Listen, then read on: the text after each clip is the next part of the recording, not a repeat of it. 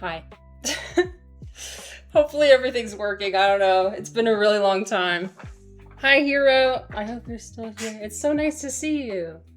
I missed you guys. It's been a long time. It's been a really long time. I took a month-long hiatus.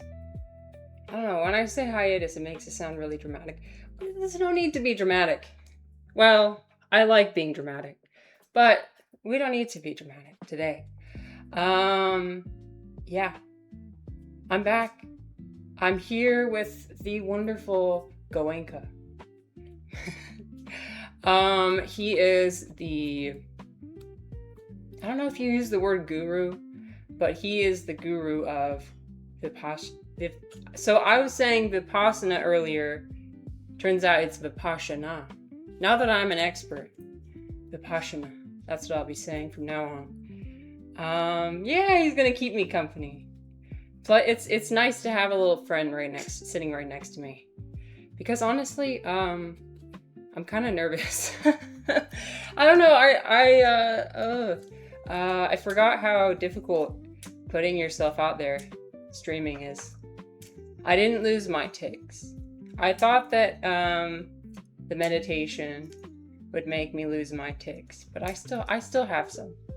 I still have the one where I scratch my head. I still need to spin my fidget toy. I'm not Buddha, not yet.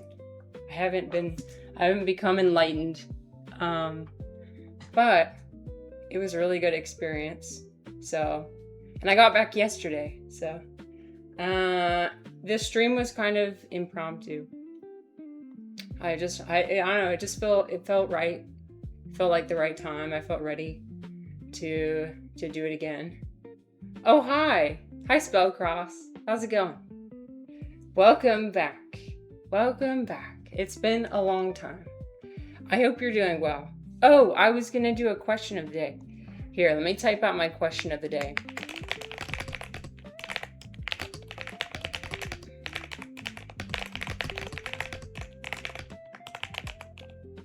There's 3 C's there. Okay. Okay, my question of the day is, what is the hardest thing you've ever accomplished? So, this 10-day silent meditation retreat that I just went on was probably the hardest thing I've ever done. Actually, no, it not probably. It was the hardest thing I've ever done. And I kind of knew that going into it. But when you're in it, you don't realize just how difficult. So today I figured we'd go into that. If anybody had any questions, we can also talk about whatever anybody wants. I don't care. Spell says, I don't deal in accomplishments, unfortunately. What? You haven't accomplished anything? No, you accomplish things all the time. You just don't appreciate them. You just don't recognize them. It could be something as simple as like, I got out of bed this morning. That's an accomplishment. To be honest, so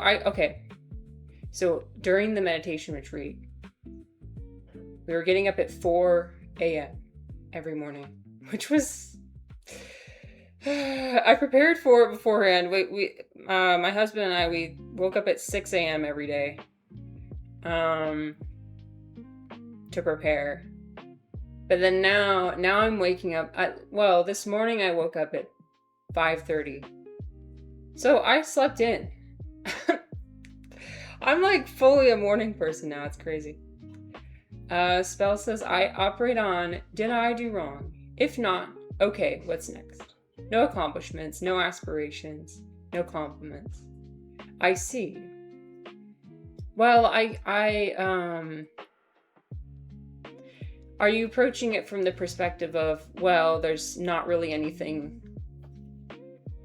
every action has unintended bad consequences? Because that's kind of true, that everything you do probably has a negative consequence. So what we can do is try and minimize the amount of harm we do to others, to ourselves. That's all we can do. We can just try our best. But you don't like to overhype things. That's fair. Well, I think there's merits to not overhyping things, or like to not. Well, so according to Goenka, my friend over here, he believes that we should be free from craving and free from desire. So craving, you could crave an accomplishment, I guess. Like something that so craving is anything you really, really want. And that creates suffering, right? When you really, really want something and you don't get it, then you suffer. It's a mixed bag, I guess. Yeah. A lot of things are super complicated. I'm finding that more and more, that everything is just really nuanced. Yeah. Did you know what the key to happiness is? Did I learn what the key to happiness is? Well, maybe. Maybe. I think I know what it is. It depends on how you define. It wasn't really a question. Oh, okay, then what was it?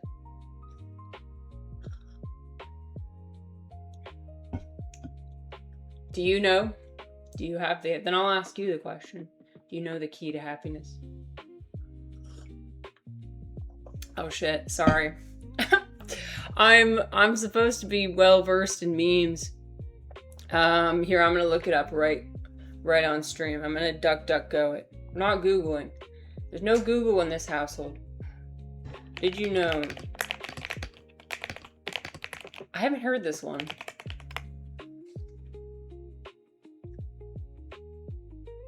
Bruh. It's not coming up. It's like, oh, you won't find it. Oh, it's super niche? Oh, okay. Well, then I suppose you are a better curator of memes than I am. Nice. Well, so I think going to this retreat, I learned more about how to achieve not happiness, but maybe contentment, being more content. The key to happiness is, I think that's an unanswerable question. I don't know. If anybody claims to have the answer to that question, I think they're lying. They're incorrect.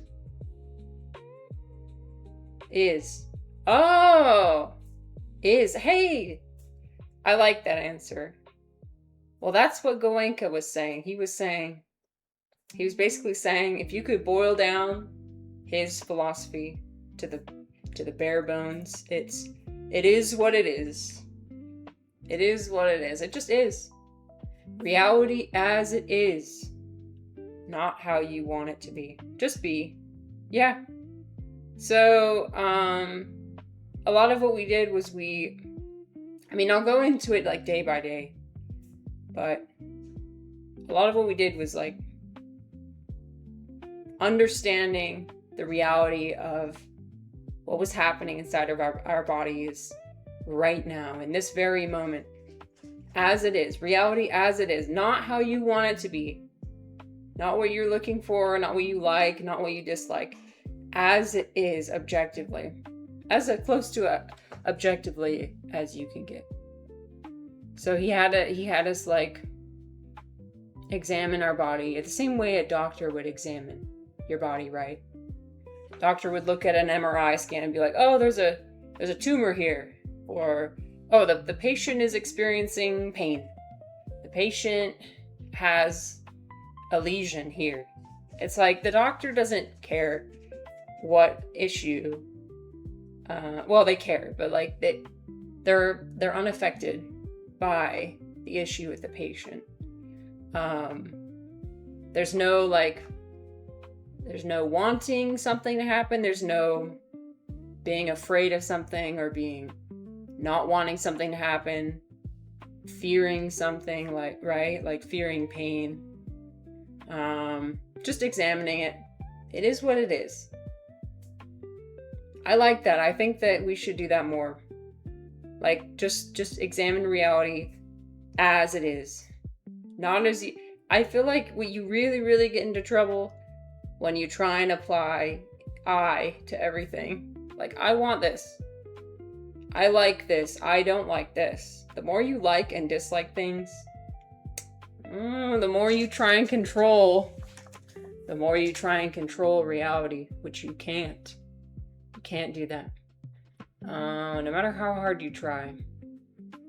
So anyway, can I show? Okay, we're gonna take a break from the Vipassana discussion because I wanted to do something while people are coming in. So because there's a lot of people I want to discuss with, and if we do the whole stream talking about it, then I'll blow through all my topics in 20 minutes. What do I have here? Look at this! Oh shit! What is this? Can anyone guess?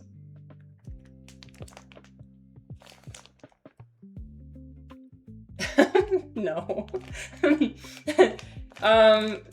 Good guess, but no. It is an all-in-one bag for growing mushrooms. I'm growing reishi mycelium in here. Reishi is the mushroom that grows on trees. It has rings. It has a dark brown outer ring, an orange inner ring, and it looks kind of like ear-shaped. It's glossy on the outside. It's a medicinal mushroom, and it's really good for you. I'm not growing it to grow the actual fruiting body. I'm growing it to make a sculpture. I'm making more sculptures. I'm gonna make another one of these. I'm gonna make another one of these. But I'm also gonna make... Sorry, I'm gonna disappear for a minute. Okay, go back on there and don't fall off. It's gonna fall off. I have it very precariously balanced. Yeah, okay. This is gonna be difficult. Nope, okay, it's fine. So look, I made a mold. I made a mold for the mold. It's not mold, but it's gonna be a mushroom. I'm gonna make a mushroom out of a mushroom. A mycelium sculpture. Let's see, I sealed this part. That's meta. Yeah, I know. It's pretty awesome. I love things that are meta. I don't love Meta though, the company. We are anti-Meta on this stream. I mean the Mark Zuckerberg company. Anyway, so made this out of clay, and then I put sealant. What is it called? It's gloss varnish. I covered it in gloss varnish. That's what I did last time. And the gloss works the best because it makes the finish slippery, right? Or so some things don't stick to it. And so something can come out of it easily. I'm hoping that it comes out of the mold easily. But yeah, so what I'm gonna do is, and I haven't varnished this yet. It's just, does it have a smell? No, it doesn't. But it's rough. It's really rough right now. I think what I'm gonna do is take some sandpaper. I have sandpaper somewhere. My craft table is an absolute mess. Kind of resembles the state of my mind before I left. And how my mind will eventually be. I think my mind will return to that state very soon. But for now, it's not there yet. So I'm gonna varnish it. I'm gonna sandpaper it And then I'm gonna varnish it. And then I think on stream we'll what's it called? We'll mix this together. What we need to do, so the mycelium has colonized. If you see this white outline, that's the mycelium. The roots of the mushroom is growing, and it's in these oats. These are oats, and you need to mix the oats with the wood. This is wood shavings on the top. You need to mix them two together, and it'll spread a lot faster. This has been like a month of growth, I think. But after this, it'll take maybe a few weeks. Hi, Danny. Oh, thank you so much for the bits. That's so kind. It's nice to see you again. I missed you. It's been a while. It's been a while. This is my first stream back after a little break. I needed it. Do you guys ever need to touch grass? You guys ever need a break just like from everything? That's what I needed. I was realizing in myself that I was generating a lot of negativity. A lot. So much. And like overthinking everything and like getting into really not good headspaces. And so whenever I realize that, I think I'm gonna step back. Because it's not good for me to put out negative energy. Like, what I want my stream to be is not something where I'm putting out negative energy and expecting other people to solve it. What I want is to put out positive energy and help other people. That's what I want. If I have negative energy, I could put that out in other ways. I could put it on. I can offload it onto other people. Although ultimately I shouldn't do that. According to Goenka, he would advise against that. Offloading it. You need to deal with it yourself. Nobody can fight your battles for you. You have to do it yourself. Danny said I took a break too and came back with a bang, with the stream back. Nice. Sometimes it's good to take a break. Especially when you're feeling disconnected, out of touch, uninspired, right? We take so many things for granted. And that's the one thing. I always feel like that anyway. Well, sometimes there's not much you can do. Like, the world has its ways of creeping in. Negativity has its way of worming its way into your brain and kind of taking root and holding on to it. By the way, let me know if the audio is good, is not good. I don't know. I should have tested beforehand, but I kind of forgot. I got everything together and then just hit start streaming. I was so excited. I wanted to start. Oh, thank you. Yeah. So I always believe, like, with great power comes great responsibility. I don't know who said that, but I definitely believe that. And I believe, for me, I have great power. I'm not saying that in like a ego-centric way. Uncle Ben said that. Right. Benjamin Franklin? Do you mean Benjamin Franklin? Spider-Man. What? That comes from Spider-Man? Okay. Oh, I thought it was some... I thought you meant the rice. Wait, I thought you meant the rice too first. And then my mind went to Benjamin Franklin because I was like, oh, maybe a politician said that or something. I don't know. And then ended up being freaking Spider-Man. Okay. Good. Something so profound can come from a movie based on comic books as well. Profound things can come from anywhere. Okay. I completely lost my... What was I saying? Oh, with great power comes great responsibility. So, yeah. I mean, I think it's my responsibility to recognize what position I'm in, right? And what I owe to the world because of that. Not like feeling guilty about my life or the privileges I have, the things I have, the ways in which I'm more fortunate than other people. I don't need to feel guilty for that. But what I do need to do is realize that other people don't have the same things that I have, and helping them get there. Maybe not necessarily like it's difficult because I mean, Goenka was talking about this as well. He was like, don't just donate money, don't just give food to people, don't just hand out things. You need to empower people so that you can help people even more.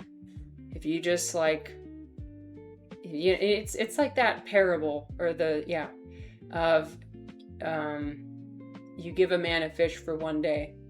You feed. I can't do this today. Okay, you teach a man. You give a man a fish. You feed him for one day. You teach a man to fish, and you feed him for a lifetime. Yeah, something like that. Yeah. So that's what I want to do. I'm still trying to figure out how to do that, but I'm getting there. I spend a lot of the time like looking into different nonprofits I can help out, like places I can volunteer. There's this organization, Tree Utah, which like plants trees around Salt Lake, which is cool, and that's fun.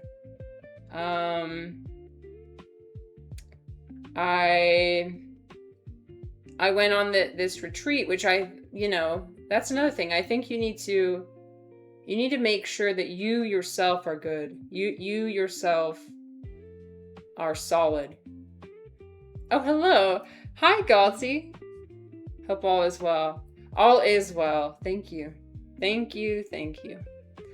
All is good. We're back.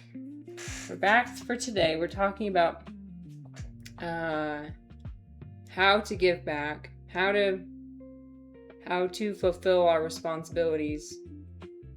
I think our first responsibility we have is to ourselves and to improving ourselves so that we can help others. And so that's what I was focusing on for the past month.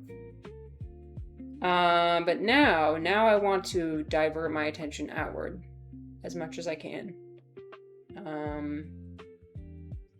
Yeah. So we're gonna do that.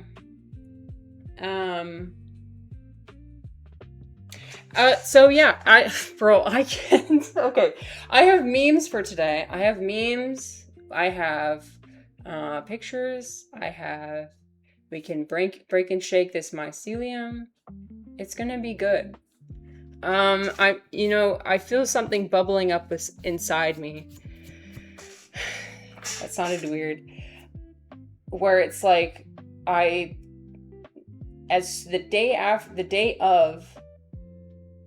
day my retreat ended, I felt like the best version of myself.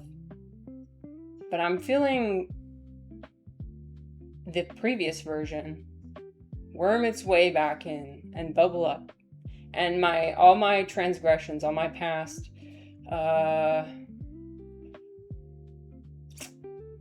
vices are resurfacing. And that's inevitable, right? That's inevitable. I think what one needs to do at that point is, now that I have a new perspective, I need to recognize, oh, this is how I used to do things. Should I do that? Should I continue to do that or not? And hopefully I'll have some foresight to be able to Oh, you're so sweet. Thank you, hero. Hopefully I'll have some foresight to be able to like take myself out and look at it. Look at things objectively. That's what was hammered in over and over. Look at yourself. Look at your sensations. Look at your thoughts. Look at everything. Look at it as objectively as possible. So that you can grow, so that you can overcome your what's the word he used? Defilements. I'm going to be using a lot of Buddhist terms today. I've learned so much. So, but yeah, and if anybody wants to talk about anything else, I'm happy to. I'm just filling the space. I'm happy to yap. Do just a yap session. But this is a space for everybody. So if there's something you want to discuss, let me know. I don't even know where to begin. Well, we'll go to before the retreat, what else I did. So before I went on the retreat, I read some books.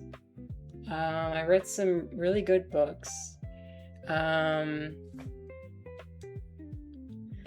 was one that Sam recommended, and if he shows up today, I'll make sure to let him know about it as well. But it's a book called Ecotopia. Here, I'll show you the cover of it. It's like the one I got was a tree. There it is. A tree that looks like a globe. I'm going to open the image in a new tab. By the way, has anybody noticed that Google Images and like DuckDuckGo Images, it's just being inundated and infiltrated with AI. It's actually like mind-blowing. Even in the time that I left, the past 10 days, I feel like there's been a change. There's been a change in the internet. There's been a change in social media, or maybe it was changing. I just didn't realize it until I didn't have my phone. I didn't have the internet for 10 days. But oh my God. Chozo! Nah, it couldn't be. It is. We're here. We're yapping. We're having a good time. That was me manifesting. I'm manifesting a good time for today. I'm a bit nervous today because I don't know, I haven't done this in a long time. Ooh, I hope you enjoy a chaga mushroom. Unfortunately, not all my impurities were removed. Unfortunately, I still have social anxiety to a large extent. So it didn't solve anything. Well, okay, I was gonna say it didn't solve anything. It solved some things. My 10-day meditation retreat, but it didn't solve everything. I don't think anything can. It's like a slow process. It has to, step by step, small steps. Thank you, Danny. Thank you so much for the bits. Anyway, so I read this book, Ecotopia. So good. I loved it. I really, really loved it. I'm so glad Sam recommended it to me. It's, oh shit. Chozo's been working on himself while I've been gone. And it really paid off. Ego death. I'm sorry to say that I didn't experience ego death during my retreat. That didn't happen. Still waiting for that to happen. You didn't waste your time. Well, no time is wasted unless you decide it is. It's all about how much you decide. It's, you can choose whether you wasted something. You can choose whether you regret something. I'm sorry. Dude, the energy today, I'm going to be like guru energy. I'm going to be like telling everybody what to do. That's just the vibe for today. So yeah, just putting that out there. I'm not apologizing. I'm just saying I'm gonna go into all these like wisdoms and shit. That's just the vibe. That's just what I'm feeling. I want to preface by saying anybody who makes it sound like they have all the answers definitely does not have all the answers. So just keep that in mind. But I will be going into some wisdom. Some wisdom. Nice spellcross. Excellent. That's just the right level. Just perfect. Not as good as ego death, but I would say second best. Anyways, so I read this book.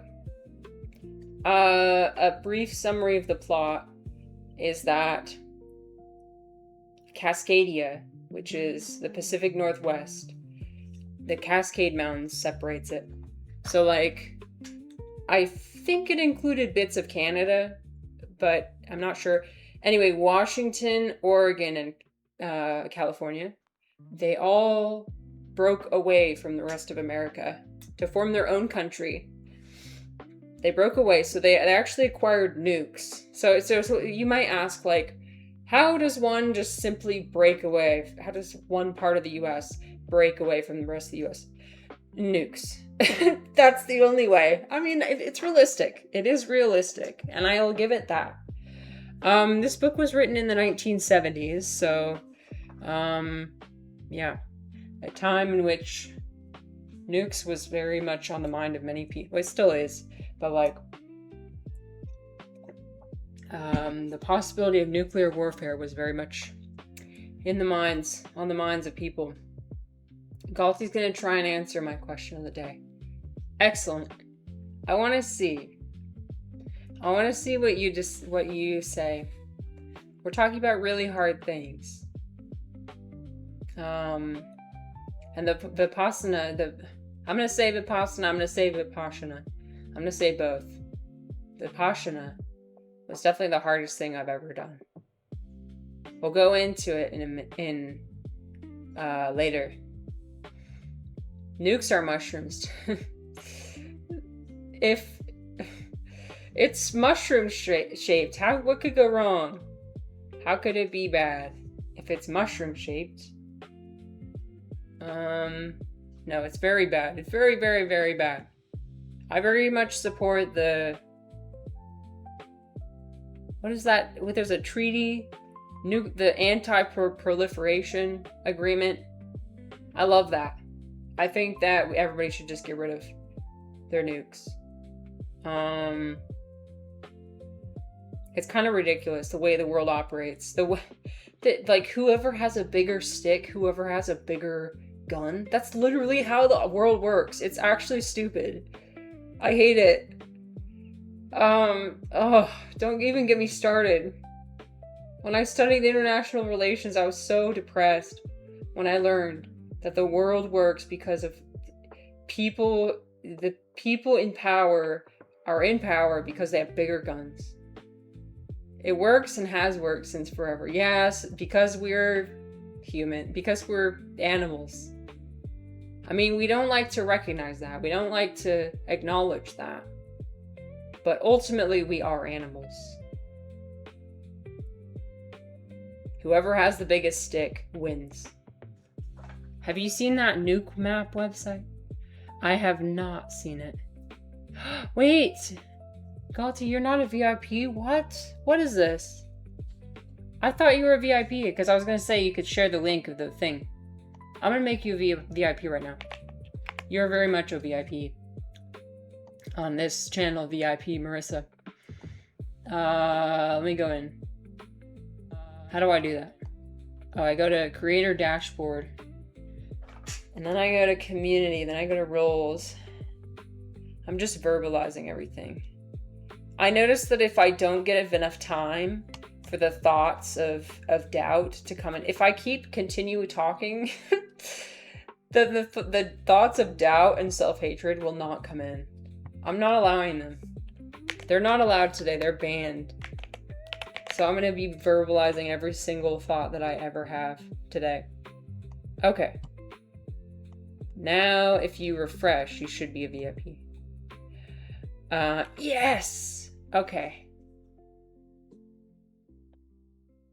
You can drop different nukes and see what the radius of it is. What? Okay. I'm putting it right here. Oh dear. Here, let me do my mushroom layout. Yeah, that's gonna work. Okay. So, this is crazy. Oh shit. Okay, wait, hold on.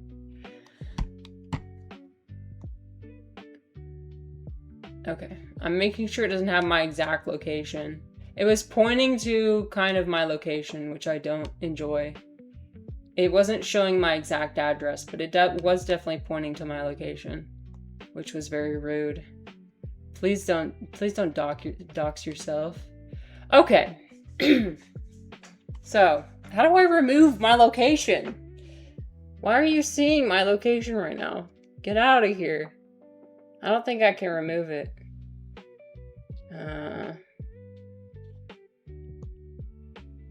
Okay, I can drag a marker to a target. What should I blow up? Okay, I dragged the marker away. Now it's not on my app. It was literally pinpointed at my exact location. First stream back and I doxed myself. Okay. So I dragged it. Where should I? Well, it fell on Nevada. That's what my subconscious was thinking. Of all the state, I'm sorry to those who live in Nevada. I sincerely apologize. It's nothing against you. It's just yeah. Well, there's a reason. There's a reason why we did all the nuclear testing in Nevada, right? I'll leave it at that. I'm not gonna say any more. But we'll put it out. I don't want to put it on a city. We'll do it out and where they did the nuclear testing, which is like probably somewhere out here. It's like probably right here. Choose a warhead yield. Oh, Jesus. Why do we name our nukes? Little boy and fat man. Oh, these are the ones that were dropped in World War II. Which are much smaller, to my understanding, than the ones that we currently possess. Ooh. Ones tested by North Korea. Ones that are currently in the US arsenal. Oh, interesting. Oh, and one from USSR. Those are toothpicks compared to today. Yeah. That's okay. Wait, where's the biggest one? So M, I'm assuming, is bigger. MT is bigger, right? So these are the bigger ones. Oh, here, largest bomb in the current US arsenal. Right. Okay.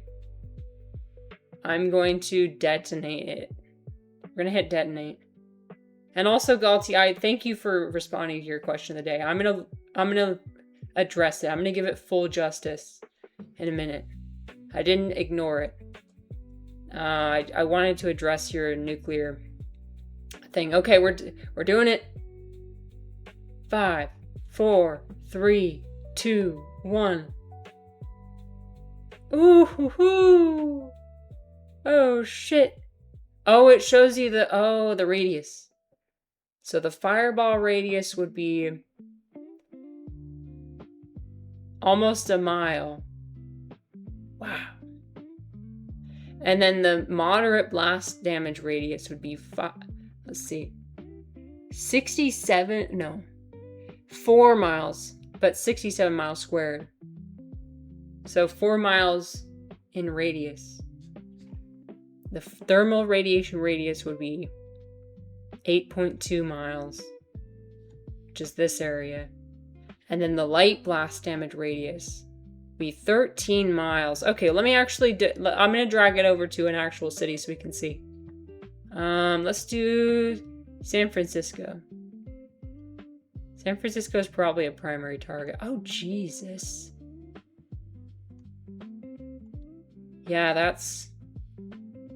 I'll do it over to Salt Lake too, as long as it doesn't show my location. I think it stopped showing my location, yeah. So basically it would take out all of Salt Lake. Basically it would vaporize everything. It wouldn't reach North Salt Lake. Park City's safe. Lehigh's safe. Well, they're not really safe because I'm pretty sure the fallout, the radiation would be, it would affect like all the way. It would. I wish it would show that, like what would be affected by the radiation. Spell says the fallout isn't as bad today as it was. Oh yeah.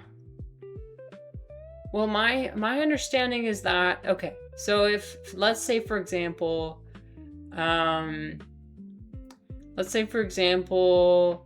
one country nukes another country. I mean, the other one's probably going to retaliate, right? And then they'll keep retaliating. And then there'll be something called a nuclear winter. I don't know how it works. But my understanding is that it would lower the temperature of the climate significantly because like the effects of the radiation would like, it would affect the atmosphere. It would affect the, yeah, how the atmosphere protects us and our, it would like create an extra barrier between the sun and us, and therefore it would like lower the temperature around the world. The sky would be covered in dirt basically or something. Okay. That's clear. I would hide in a nearby castle, says Galti.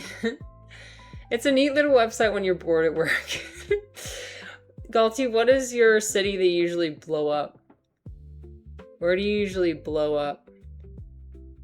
This is a healthy way to get rid of your work frustrations. So healthy, so healthy.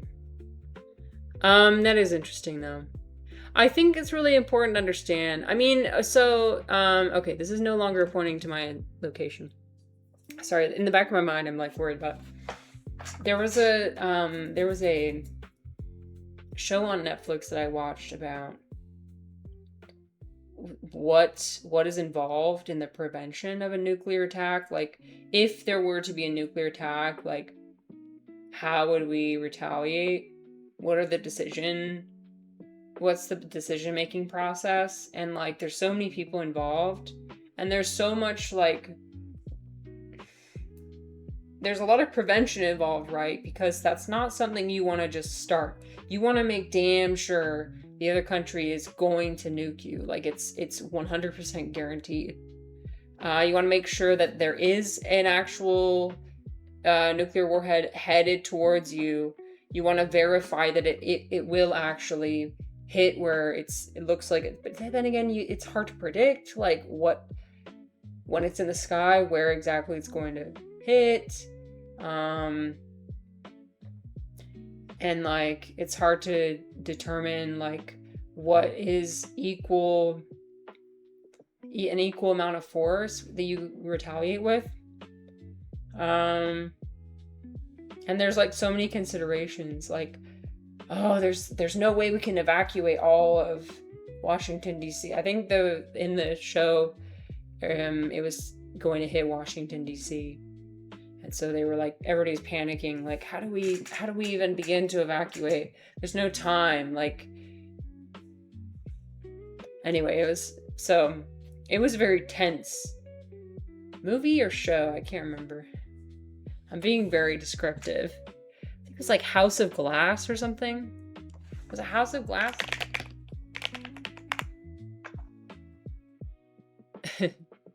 No.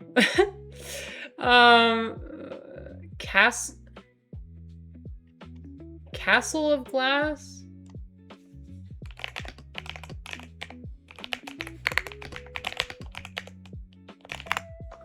This will help me. Oh, a House of Dynamite. Not House of Glass, a House of Dynamite. This was good. I liked it. Very, very tense, though. Galti says the naval base near me would be a target. My town would still be within the shockwaves. Yikes. Yeah, there's an Air Force base not far from where I live, and that would be definitely a target as well. I think we're far enough away from that it wouldn't directly affect us, but it definitely would indirectly affect us. Have you heard of... Oh, yes. My husband reminds me of this person constantly. I feel like this is similar to like the Roman Empire. Like every man is aware. No, that's a stereotype. That's a stereotype. But yeah, he constantly is bringing that up. I think he takes a lot of meaning from that story, and it's understandable. Yeah, during the Cuban Missile Crisis, they lost contact with Russia and their sub, and 2 of the officers thought nuclear war started and voted to nuke the US, and he was the 3rd officer that voted no. They needed all 3 to agree. Yeah, the one person who was able to prevent catastrophe. The one person who hesitated. With great power comes great responsibility, like we were saying earlier. According to Uncle Ben from Spider-Man, not Benjamin Franklin. Okay. Oh yes, I was gonna read Galti's comment. Let me see. What is the hardest thing that Galti's ever done? I fear for the most part I'm quite stoic, and I just kind of get on here. I just kind of get on with things and see it as something that has to be done. But probably the hardest thing is maintaining a good marriage. Like, my wife and I love each other, but things definitely get hard at times, especially the kids and stuff getting busy in life. So just taking the time for each other and communicating better, when just packing in on would be a lot easier. I feel like that's really realistic. Thanks for sharing. Thanks for being transparent. Marriage is hard. Yeah, I won't disagree with you there. I can see how that's really difficult. I mean, literally, I might have mentioned this before, but when my husband was asking my parents if he could propose to me, because he's a gentleman, he wanted to do it the traditional way, because he knew my parents were really traditional. They literally told him, they were like, this will be the hardest thing. Marriage will be the hardest thing you will ever do. Are you sure? Are you sure about this?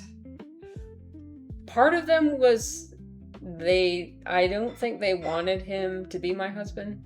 I think they were trying to scare him away.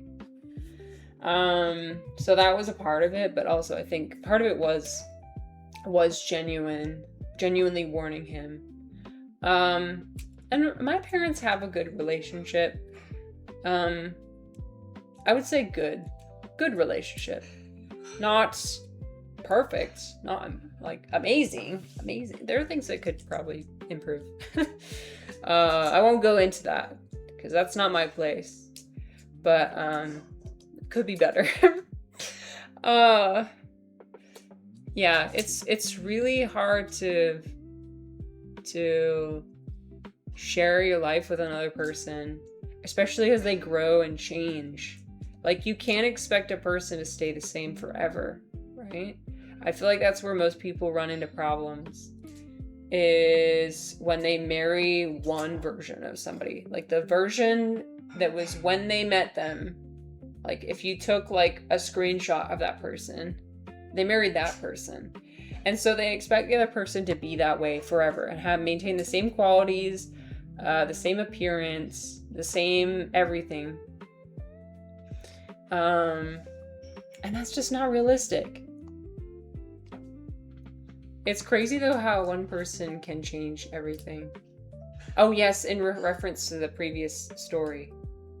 Absolutely, that is crazy. We all have so much more impact than we realize, that's for sure. Yeah, so on marriage, yeah, it takes a lot of dedication, and it takes like a lot of compromise. I mean, people like throw around these terms. They throw around these terms constantly, but don't actually understand what it means. Like they'll say, oh, it takes communication. You need to have communication. You need to have compromise.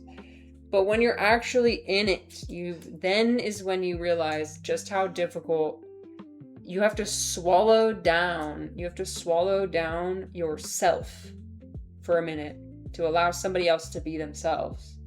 Sometimes you do have to like literally sacrifice parts of yourself and be like, whoa, okay, I know I want to do it this way, but we need to think long term here. If I want to have these goals in the future, because we all think selfishly, I think it's impossible to get away from selfishness. That's just how we're programmed. So you instead got to think about things in super, super long term and be like, okay, super long term, it'll be the best. It'll be in my best interest to be with this person for the rest of my life. And it'll be in their best interest as well. I think that together we can really create something special and something amazing. But in order to do that, I need to make this one sacrifice right now. I need to swallow down my pride right now.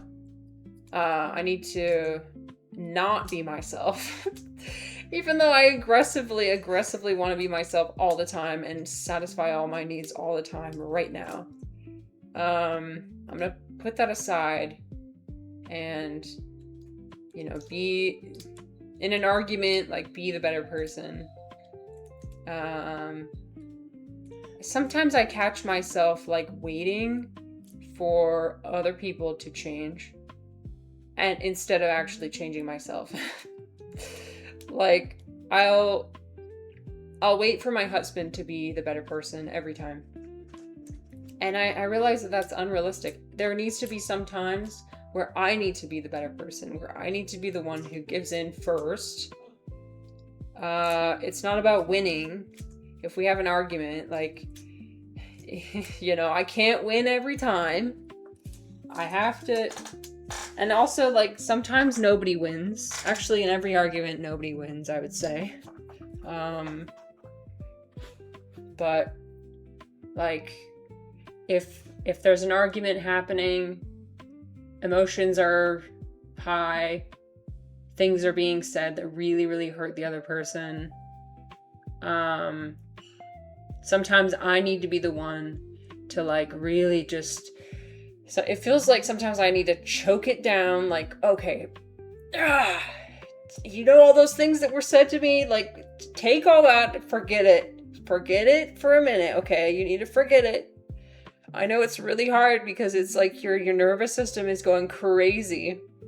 You're so pissed. You're like when the way the anger manifests itself in my body is like no joke. Like I get so tense. I get really tense. I feel like all my muscles are tense. I'm clenching. I feel my heart racing, beating really rapidly. I can't think straight, and I'm thinking about all the worst thing that, like literally the worst thing I could ever say. I'm thinking about the thing that's going to hurt that person the absolute most. I don't yell. I don't scream. I don't throw my arms around. I don't do anything physical ever. But I do definitely think of the worst thing I could ever say. The thing that's, oh shit, I'm sorry, there's going to be an ad. There's nothing I can do to stop it. I wasn't paying attention, I'm sorry. But luckily you have Prime, I think.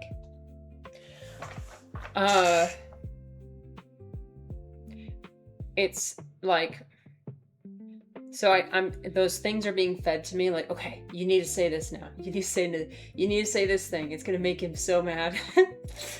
Or it's gonna hurt him so bad. Oh, I thought you had Prime. God damn it. You do have Prime. Why are you in ad jail? Oh man. Tragic. That's tragic that you have Prime, but you still get ads. Oh, maybe it's... Oh, I'm thinking of Turbo. Turbo is the one where you have no ads anywhere.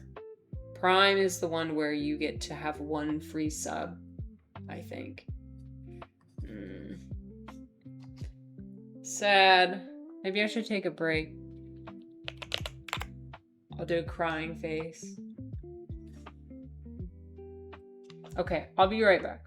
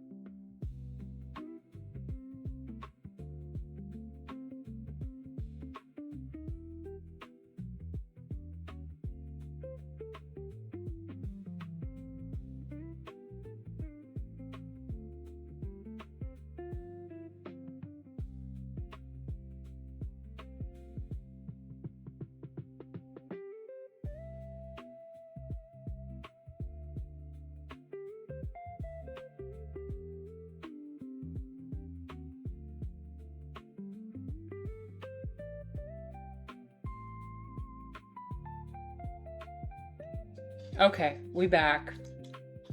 We back. Okay. Trying to realize it's not a competition, it's supposed to be collaborative is hard sometimes. Yeah. Because when your nervous system is going off, it is all about the competition. It is all about the competition. My husband and I, like, when we first were together, we were like fire and ice. We had really, really, really bad arguments. Actually got so bad to the point of where we broke up. We broke it off for 3 months. It wasn't like, oh, we'll take a break for 3 months. It was like, no. We were engaged, and I was like, this is not working. We are in a super, super toxic place right now. We cannot be together. And then I left. And I'm so glad that I did, because we were, like, if we had continued the way that we were, oh my God, it would have been, the relationships can get to a point where it's just like absolute hell for both people. You make each other's lives hell. And so, yeah, I think you need to realize what a normal, I don't know, normal, I don't like that word, but like what you will allow and what you won't. What you're willing to put up with and what you are not. And so, yeah, now it's much better. Now it's much, much better. In the beginning, I feel like our egos were both just so strong. And that's the thing. Something that makes a good marriage is having both people, not just one person, consistently try to reduce their ego. Consistently try. Oh yeah, I better do my ego check. It's time for my ego check. Yes! The size of a grain of sand. super small, as it should be. I didn't go meditate in the desert for 10 days for nothing. Gotta show something for it. Oh shit! No! Galti. Galti's ego is so large it's simply unreadable. Oh no, that's tragic. But yeah, I could talk about marriage forever. It's really, really hard. So thanks for acknowledging it, because like I feel like people don't tell you when you're young. Like when you're growing up, I mean, all you have is really like you reference your parents and what their relationship was like. And I'm fortunate enough that my parents had a good relationship. Not the best relationship, but a good one. And so I had that to go off of. But then again, like, people are so different. And so when I met my husband, and he is from a way different world than my family's from. I mean, he's from a different culture. And so he had the way his parents did things in his mind. That was all that was that's shown to him. And so we both had these very firm but conflicting ideas of what a marriage was supposed to be and how spouses were supposed to interact with each other.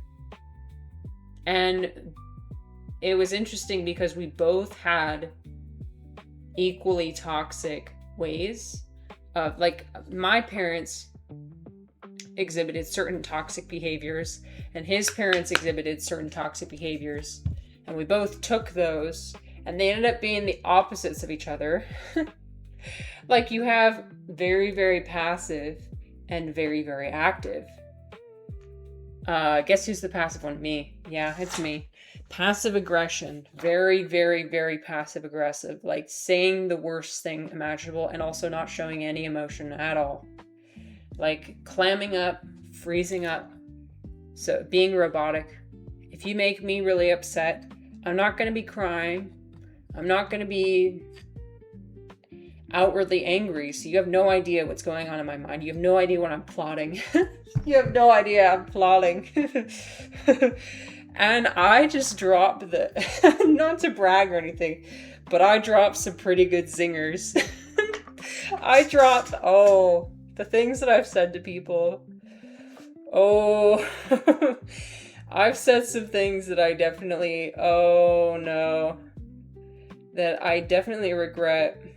And that's just the way I did things. Meanwhile, my husband, he gets really loud. He yells. And that, my parents never did that. My dad never yelled.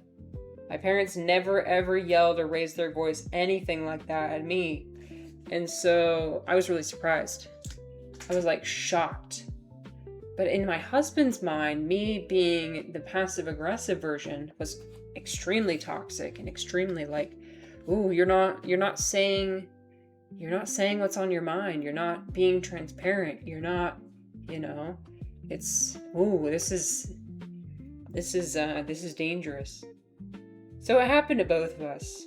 And that's what we both needed to realize, is that we both had toxic behaviors that we needed to address. But we also need to have compassion for ourselves and each other, to be like,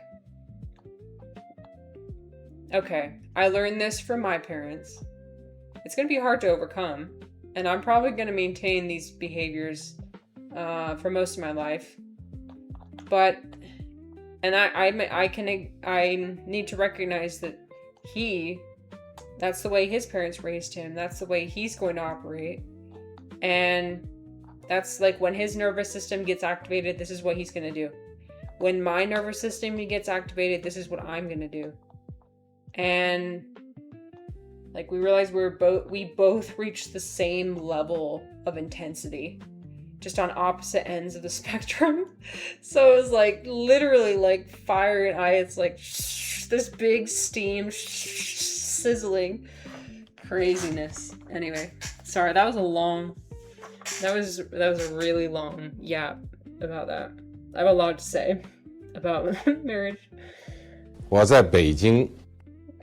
What's up, Beijing? Oh my god, Tom! What's up, Beijing? I'm so excited to see you. Hey. Dom, I had Goenka here earlier. He was my companion. We were going to talk about ecotopia. I'm going to put ecotopia on the shelf for a minute. Because I really, really, really want to talk to Dom about my Vipassana experience. Vipassana. I was saying earlier, I was like, I realize now that it's Vipassana, not Vipassana. But I still have in my mind that I'm going to say Vipassana. It's going to be a long time no see. I know. I missed you. How was your meditation this morning? Ulysses, I'm welcome. I was going to say thank you. Well, thank you. Thank you for being here. Thank you for coming back. Thank you for the yes. I'm having a pretty neat Monday. I hope your Monday is going well. Yeah, today is a good day. Pronunciations are fine. Thank you. Yeah, I don't think Buddha really cared. And I'm probably pronouncing his name wrong as well. I don't know if he really cared. A lot of traditions have their form of samatha and vipassana. Oh, really? Oh, interesting. Well, I realized that Vipassana was not invented by Goenka. I realized that he's somebody that's continuing his flavor. He's got his own flavor of Vipassana. So it gets pronounced different ways. Oh, I see. Well, so according to Goenka, Vipassana was something taught by Buddha. It was something taught by Buddha and then was continued down. So this is a tradition from Burma, actually. Because Goenka was actually born in, so he's Indian, he's of Indian descent, but he was born in Burma. And like his teacher was Burmese, I believe. But anyway, the technique of Vipassana was kind of lost in India. It had moved over to Burma and was preserved in Burma and cultivated, and then Goenka was then helped it return to India and the rest of the world, is my understanding. How much does a rainbow weigh? I don't know. How much does it weigh? Not much. It's pretty light. It's pretty light. I love pretty lights. Thank you. Thank you for the joke. Tom says, I still need to do my morning meditation, but I'll chill here for a sec. Nice. Oh yeah, go get your coffee. Go get your coffee. Feel free to stay as long as you want.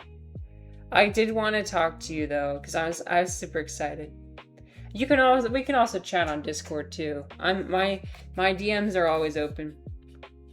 But if for those who don't know, Dom was the one who recommended the Vipassana to me. Hi, Refly. Oh, an old man of the woods. A furry mushroom. It's furry. I don't know if the texture is something I would enjoy. It's got like some fur on the outside of it, like kind of like a peach.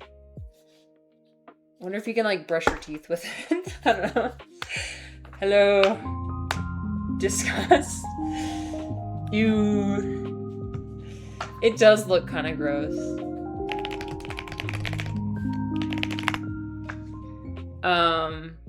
Yeah, look at it. Look at it.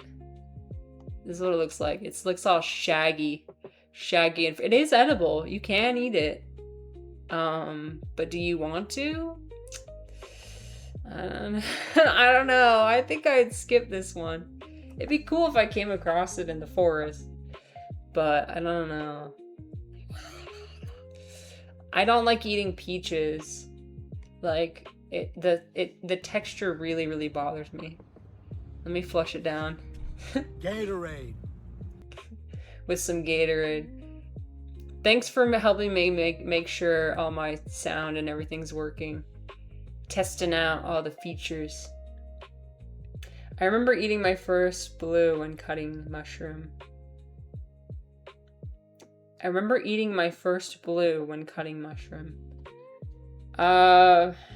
I'm thinking about what that means. Can you elaborate? Oh, yeah. Yeah. I do enjoy those. I will always enjoy magic mushrooms, that's for sure.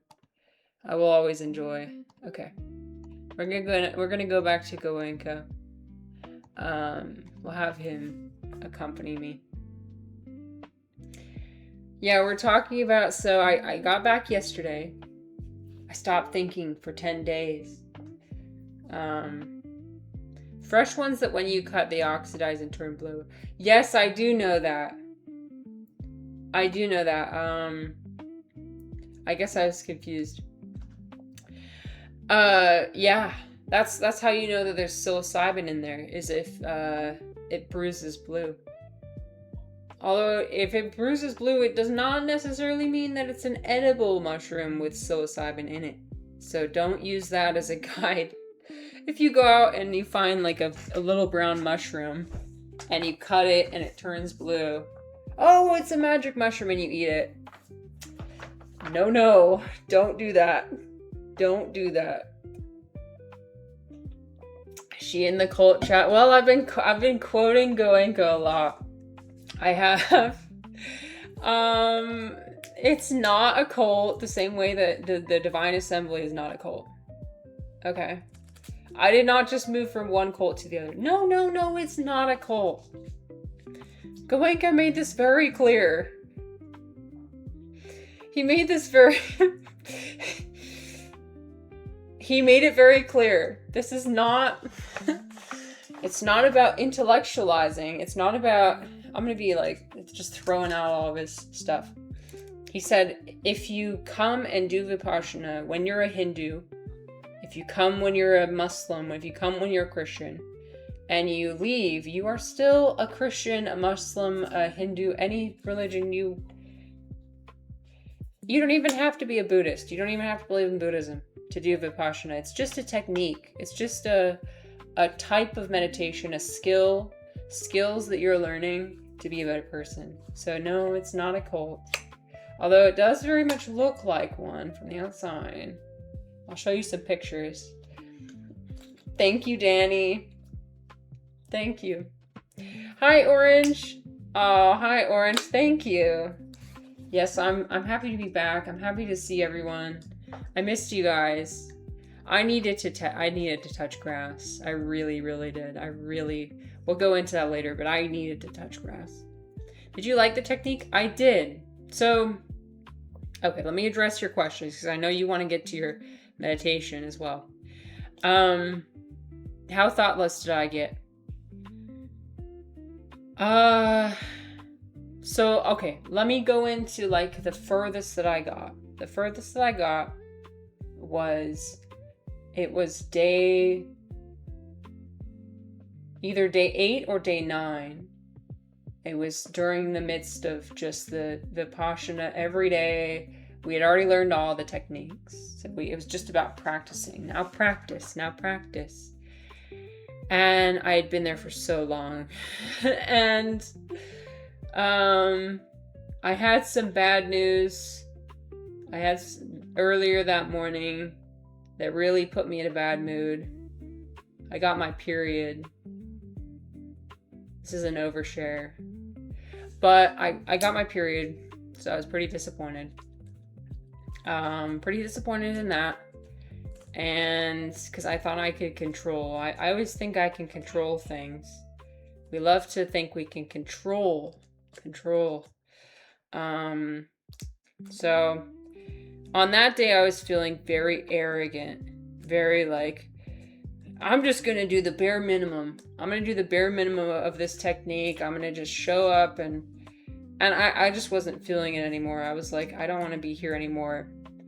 And so I show up for the sittings, and I'll go into like the whole structure of the meditation every day by day. But the most powerful experience I had was on that day when I was feeling extremely arrogant, extremely like done. I wanted to leave. I wanted to be out.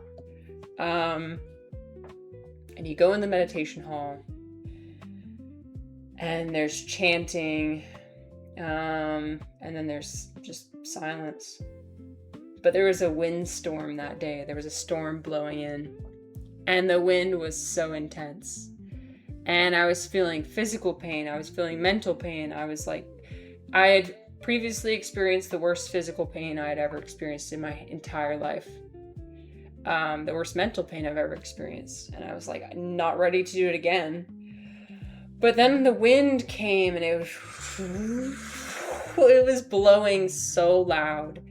And I don't know, it was like finally some variety, because when you just sit in silence, it can be unbearable. But I felt as if nature was providing for me some relief, some escape. Finally, there's something else. Like, I don't have to focus on my body. I don't have to focus on scanning piece by piece, piece by piece, piece by piece, over and over and over and over and over and over. I didn't fart in the meditation hall. Thank you very much. I was surprised that I didn't fart, because the vegetarian food, chickpeas, I feel like make me fart. Fiber, I didn't actually. My gut microbiome was really having a good time the whole time. If I did fart, it was like it was kind of like it didn't even make a fart sound. It just like a wind sound, like a anyway. Okay, let me get back to the thing of the most profound thing that happened. Okay. So the wind started, and the whole point of the technique is to understand your body, understand the sensations, and realize the sensations in your body are just temporary, right? Anicca, anicca, anicca, which means changing. Hi, Wackett. Oh, okay, sorry, I'm trying to like focus on a story, and then I'll come back to chat. Anicca, anicca, anicca. And so the wind blew, and I felt like the wind just blew through me. Like, I imagined myself dancing in the wind, like just being like almost a tornado. I felt my whole body just like, and like all of the sensations. So the point you're supposed to get to is like a light, subtle sensations throughout the entire body. Subtle, it could be like vibrations, it could be like electricity, it could be anything. You're supposed to feel it throughout your body, because your whole body is always, as long as you have sense organs, you're going to be perceiving things. It's just a matter of whether your brain is numbing it or not. And so the goal is to feel everything. And so what I did, I felt everything. I felt the wind as if I wasn't even there. It was just like penetrating through me and leaving. And I was just being carried by the wind. And that was magical. And I felt like it was like a light sensation of like wind. Even though there was no wind in the meditation hall, I felt the wind just go through me. And like for a moment I didn't exist. I was just the wind. So, yeah. Dom says, I think that technique, it's not really going for something explosive and transcendent. Yeah, absolutely. Yes, that's important to address. Or like if you rack up time on the body and impermanence, you get these nice equanimity and body awareness building up. Yeah. Dom gets it. Dom understands. Wackett says, is that one of the skills they teach? How to fart? Is that what you're asking? I love how that's your first comment. I'm so happy to see you, Wackett. I missed you. Oh my gosh, you're so sweet, and you're still subscribed. You guys, shout out Wackett. Wackett's not a streamer, but he's like one of the first people that ever came into my stream. A constant supporter. I'm so grateful. I hope your brain remembers how to think, said Orange. Oh, don't worry, I remember. I remember a little bit too well, unfortunately. Danny, I missed you. I hope I said that earlier. Yeah, I got my period when I was there. Yes, Ulysses, yes, I did want to be pregnant, so that's why I was very disappointed. But that's the thing, that's not something I can decide. That's not something, it's according to nature. This is the whole point of Vipassana, is understanding nature. There's something called Dhamma, which, Dom, you might have to illuminate for me the difference between Dhamma and Dharma. But Dhamma is nature. It's the way that things are. It's almost like what you're cultivating, what you're accumulating. The force, perhaps even. I forgot where I was going with that. Oh yes, so like something as like getting pregnant. That is according to nature. That is according to Dhamma. That's not something I mean, you can do certain things to try and increase your chances. That's all I'll say. I'm not gonna go too into it, but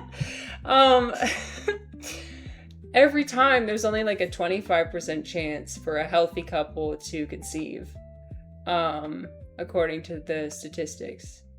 And even then, like, you cannot predict when it's gonna happen. Even so, I was disappointed.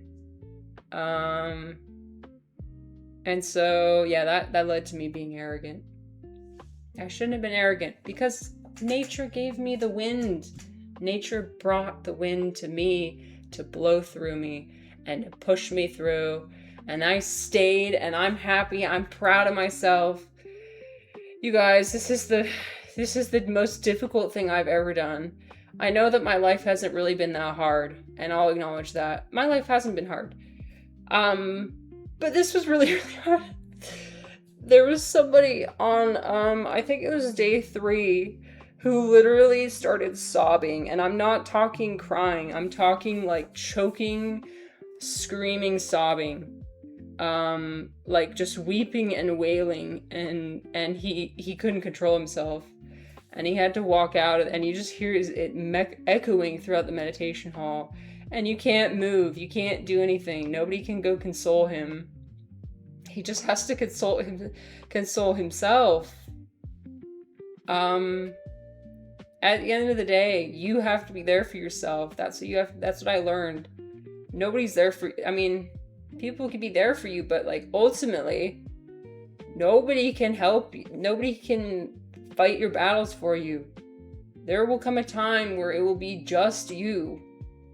You have to pick yourself up and dust yourself off. And nobody will ever understand what it's like to be you and have your subjective experience. Oh my gosh, Duncan, hello! Oh my gosh, Duncan, I missed you. Oh, you guys, shout out Duncan. Duncan, I took a month-long hiatus from Twitch, and so I haven't been able to come to your streams, but it seems like you've been steadily doing your streams. You guys, Duncan's awesome. Let me see if I remember how to do this. Okay, I'm focusing. That did not work. I really need mods. Oh, it's the slash. Okay, I got it. I got it. I can do it. Okay. How many people were there? There were, I think it was like 55 people. The center is going through, let me show you a picture of the center. This is the center. This is what it looks like on the inside. So I was sitting over here. I was basically sitting like right here. This was my spot. I was in the back row. Yeah, back row. I'm so fortunate to be in the back row. Mostly because like I could shift and sit against the wall if I wanted to during the discourses, during the lectures. So at night they do the lectures. They put Goenka, the guru, on these screens because he's passed away. May he rest in peace.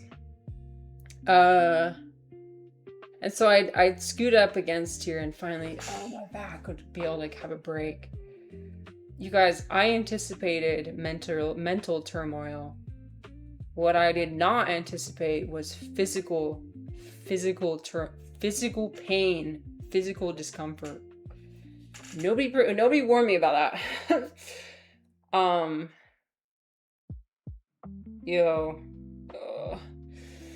The high value meditators don't sit up front. Actually, so yes, they do, Duncan. So the teachers would actually sit up here.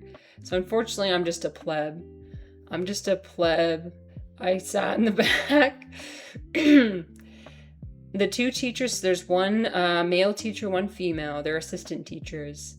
And then the old students, the people who have already taken the course, they sit around. They sit here on the sides and then on the front row. So it is organized. There is a hierarchy. Yeah. Blue pillow pleb. Yeah, I don't get to sit on the Dhamma table. So it's a table. They sit on top of a table. You're not supposed to point your feet at the table as a show of respect. Let's see. Ulysses says, I wish I could make you some nice cake. Oh, I made some corn with guava. You deserve some rest. Thank you. Yes, Brazilians love guava. The cake, Ulysses, let me tell you, the cake in Brazil, so good. I was having cake for breakfast all the time when I lived there. The fruity cakes, chocolatey cakes, vanilla cakes, so good. Let's see. Reflex said, if you say, I'm not gonna say that. With the Italian gesture, you will be. No.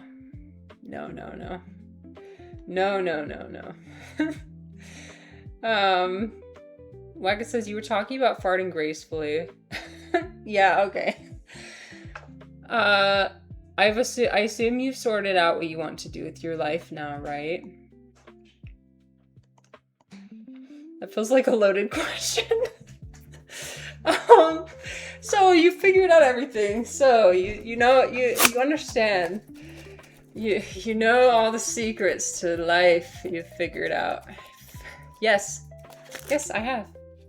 I figured out my life. There's no problems at all. There's no yes! My mind is literally blanking as I'm trying to talk.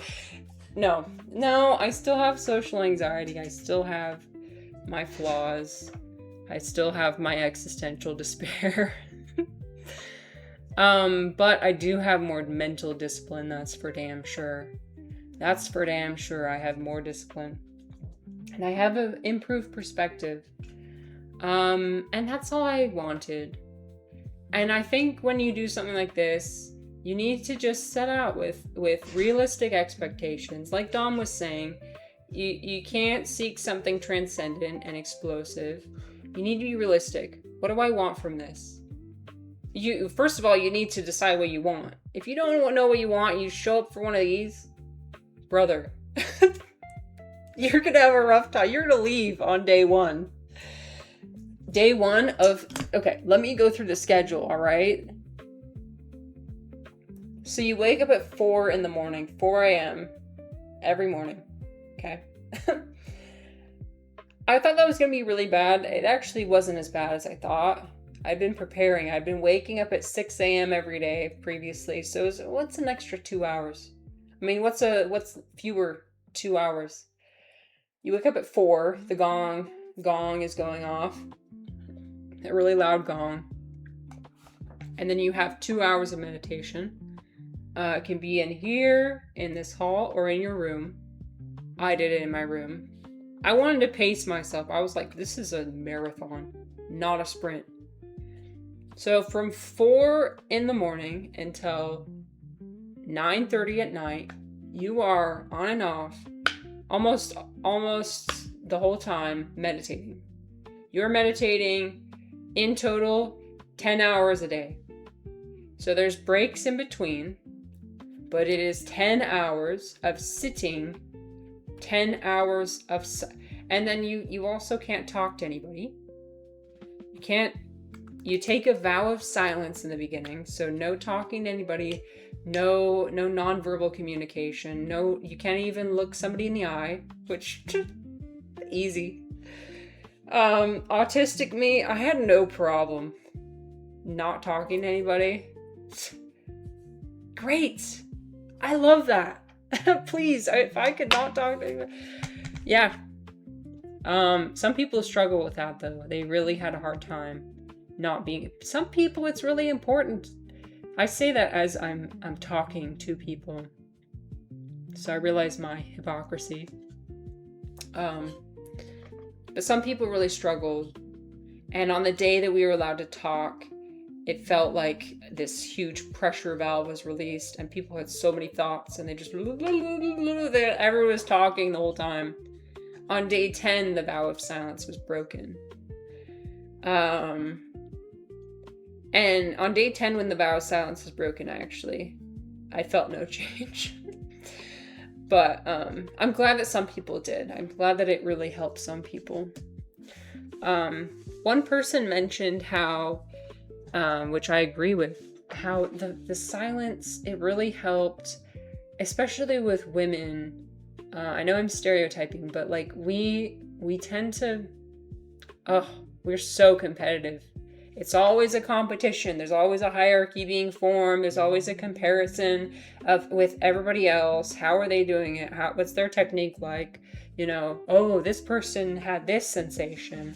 This person's the teacher's favorite. This person, blah, blah, blah, So now, since we weren't talking to each other, you have no idea. We don't form relationships with each other. There's no relationships being formed. There's no comparison. There's no, there's a little bit of comparison because you see other people, like you see when they're meditating. You have a roommate, right? And so like, if you walk in on them meditating and you're not meditating, you're like, oh, I should be meditating right now, but I'm not. There's a little bit of that, but most of it's eliminated. Sorry, let me address the, oh yes, Duncan said, I hope I'm not too late to be caught up. No, that is what we're discussing. We're talking about a lot of things. Thank you so much for the follow. Follows are anonymous. So yeah, I left because I severely needed to touch grass. I was noticing within myself so much reactivity. I don't know if you guys get to this space where you react to everything and you react intensely.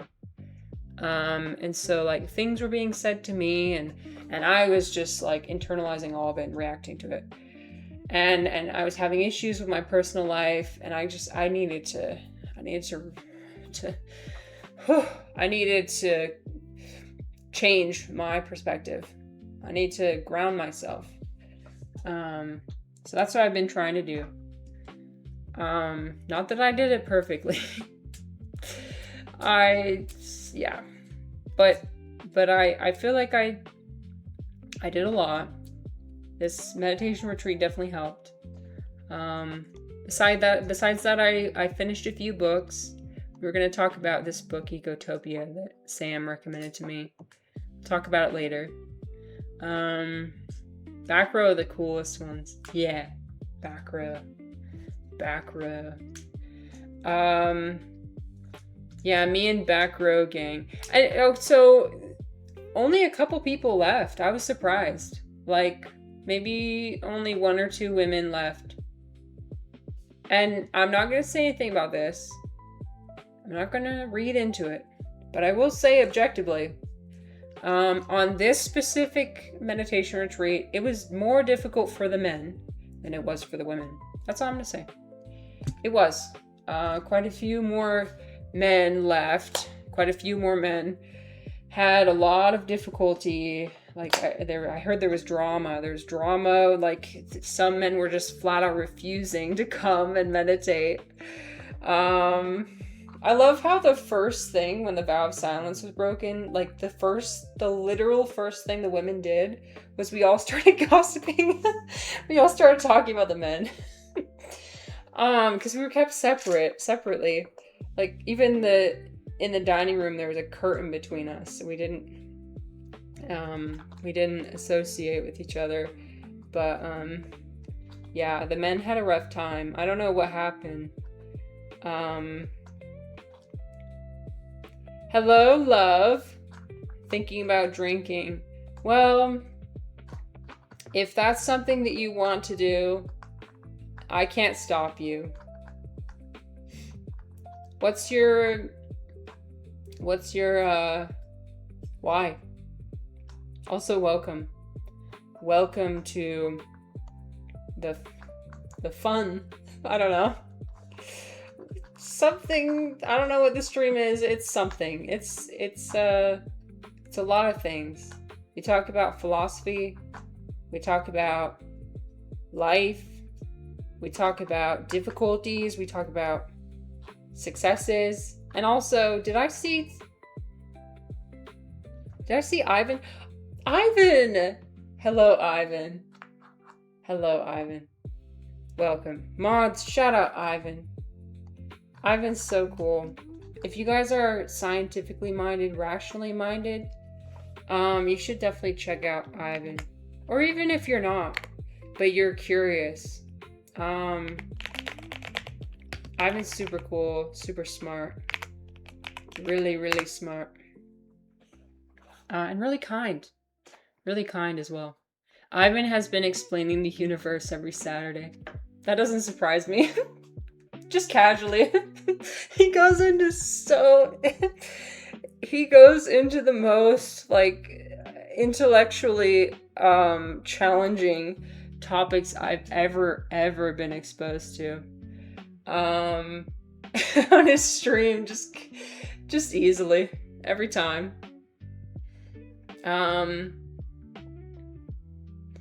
Yeah, it's amazing. It's good. It's good to be challenged. I come to Ivan's stream to be intellectually challenged. Intellectual stimulation. It reminds me of the time I had the Santo. What is this? Is it a type of plant medicine, Ulysses? Let me look. Oh, and here's the thing. I was expecting this to be similar to my experiences with plant medicine, this meditation retreat. It was not. Oh, it's a religion. It's a universalistic syncretic religion founded in the 1930s. Oh, interesting. I've never heard of this religion before. Oh, they use ayahuasca. Oh, I see. So it does involve plant medicine, ayahuasca. I have not had ayahuasca before. The thing about ayahuasca is it seems very, very intense. It seems super intense, and I feel like I would only try it if I really, really needed it. And to this point, I don't think I've needed it. Refly say you're not allowed to go outside. Oh, you can go outside. Here's the outside. So you can actually, there's a walking path outside. You can walk up the trail, up the hill. And I did that. Trust me. Every day I was doing that. I was like pacing back. It's not that big of a trail. It's like maybe a third of a mile. Less than that. You can walk the whole thing in like 10 minutes. So I was, on the break time, I would just like pace back and forth constantly. On all my free time that it wasn't too hot outside, I was out there just walking back and forth. If you pass by somebody, you're not allowed to acknowledge them. So you just kind of look to the side, or you stand to the side, facing away from them. Some people took it really seriously. They would like face away from you. I wasn't that dramatic. I just didn't look at them. Easy. I already do that all the time. I never look at people in the eye. I'm not even looking at the camera right now, as you probably notice. Wackett said, did anyone fall asleep during those 10 hours? Oh, I bet. I almost did, for sure. I did reach a state where I became quite delirious. So this meditation is known for being very intense. Again, it's not like you're going to achieve something amazing and transcendental, but the procedure is very intense. You're waking up at 4 a.m. You're going to bed at 10 p.m. Okay, that's not enough hours of sleep. A lot of it's about, like, even the guru encourages sleep deprivation.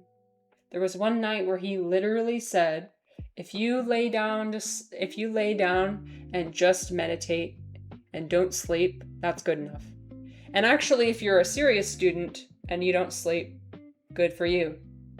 So he basically encouraged people to not sleep, which I'm like, okay, all right. I don't know if I agree with that. First of all, you're asking us to do something incredibly cognitively challenging, and then you're depriving us of sleep. Okay, that does not compute in my eyes. Maybe I'm ignorant. Maybe I am not understanding how the technique works, but for me, I needed to prioritize my sleep. So I brought this really loud fan because I heard there's trains. Look, this is the train track right here, or right here. Every hour, all night long, there's a train passing by and honking its horn, blaring the horn. And so there's some people who genuinely didn't get any sleep. Like they went nights of no sleep. And I heard some interesting stories about that, about people becoming delirious. I myself did become delirious a couple times, because if you've had experience with plant medicine or with meditation, you realize that there is a state between sleeping and waking called what's it called? It's like para something. Anyway, if you've ever achieved that mind state where you're not really sleeping, you're not really awake, I achieved that a couple times while I was meditating. And in that state, you're definitely, you're more likely to experience like hallucinations. So I experienced a hallucination. It was very strange. It was like one of the days where it's focusing on your nose. Only your nose. Only the area right here. And so it's nose, nose, nose, nose, nose for 10 hours that day. Only your nose. And so I started hallucinating my nose. I was like, I could see a nose. I thought it was the nose of Buddha. So stupid. I saw in front of me. It felt like it was this golden figure, almost like a statue. If I've seen like a statue of Buddha, basically, and it was a nose. And it was just I could see the eyes and everything, but it was mostly focused on the nose. And that I was hallucinating that for like 2 seconds, and then I stopped. It was like in that moment right before you fall asleep, I could feel myself nodding off, and I was kind of leaning forward and like, do you know what I'm talking about? I sound crazy. So yeah, that was a long answer to your question. Love says ESL instructor. Yes, I am an ESL instructor. So I teach English as a second language to refugees and immigrants. So people who speak all different languages. And so you teach them in English, which is difficult, but it's fun. I like it. Orange says he has lots of trillion-sided dice with one on the sides. What? Is that even possible? I guess it would be basically a sphere, right? Well, no, and I mean, I know a sphere, there's more, there's like one side, but it's like almost a sphere, right? If you have a trillion-sided die, it would almost be a sphere. Because it would just, there's too many little little ridges, right? So it'd be uniform. So it'd be like a ball, right? Hello, Lainey. Welcome. Your arms look fit. You work out. Thank you. You come in here and compliment me. You've already figured out the formula. Wow. Wow. My chat already knows. If I'm in a bad mood, all you have to do is compliment my appearance and everything will be fine. I do work out, and I have been working on my arms. That just made my day. I'm working on trying to do a handstand. I can't do a handstand yet, but I can do a push-up. And I'm very happy about that. I've never been able to do a push-up before, and now I can. I do weightlifting and yoga together. I don't like going to the gym. I hate going to the gym. But there's this at my yoga studio. There's a class where you can do it with weights. Do you like to work out? Do you enjoy? Would you flex your arm? I mean, I guess I could. It's not. It's like a spaghetti arm. It genuinely is. I swear it is. And now I feel silly. I don't know. I can't do it. Maybe later. Can I do it later? I'm embarrassed. Sometimes I do flex in the mirror though. Not gonna lie. I use dice to explain statistical arguments. Oh yes. Statistical arguments. Do you genuinely have it? Wait, let me ask you this. Do you genuinely have a trillion-sided die? How is that even possible? How do you even construct that? How do you even make that? Let's see. Orange said, what's one hard thing most people wouldn't expect to experience? Oh, no, you don't have it. Okay. If you said yes, I would have believed you. I would have genuinely believed. Let's see. So one hard thing that I people wouldn't expect to experience, the physical pain. Dude. Loving the black shirt, by the way. Thank you. You guys, I'm getting so distracted by all your... Okay. I need my fan. I'm not used to streaming. I need to calm myself down, for real. Okay. Focusing. I don't know what to do. When people compliment me, I don't know what to do. I'm just like, thank you. Thank you. I don't know. You too. I don't know. Are you wearing a black shirt? I don't know. Okay. So I gotta stop looking in the chat for real. So I could focus. The physical pain. So when you think about meditating, right? You think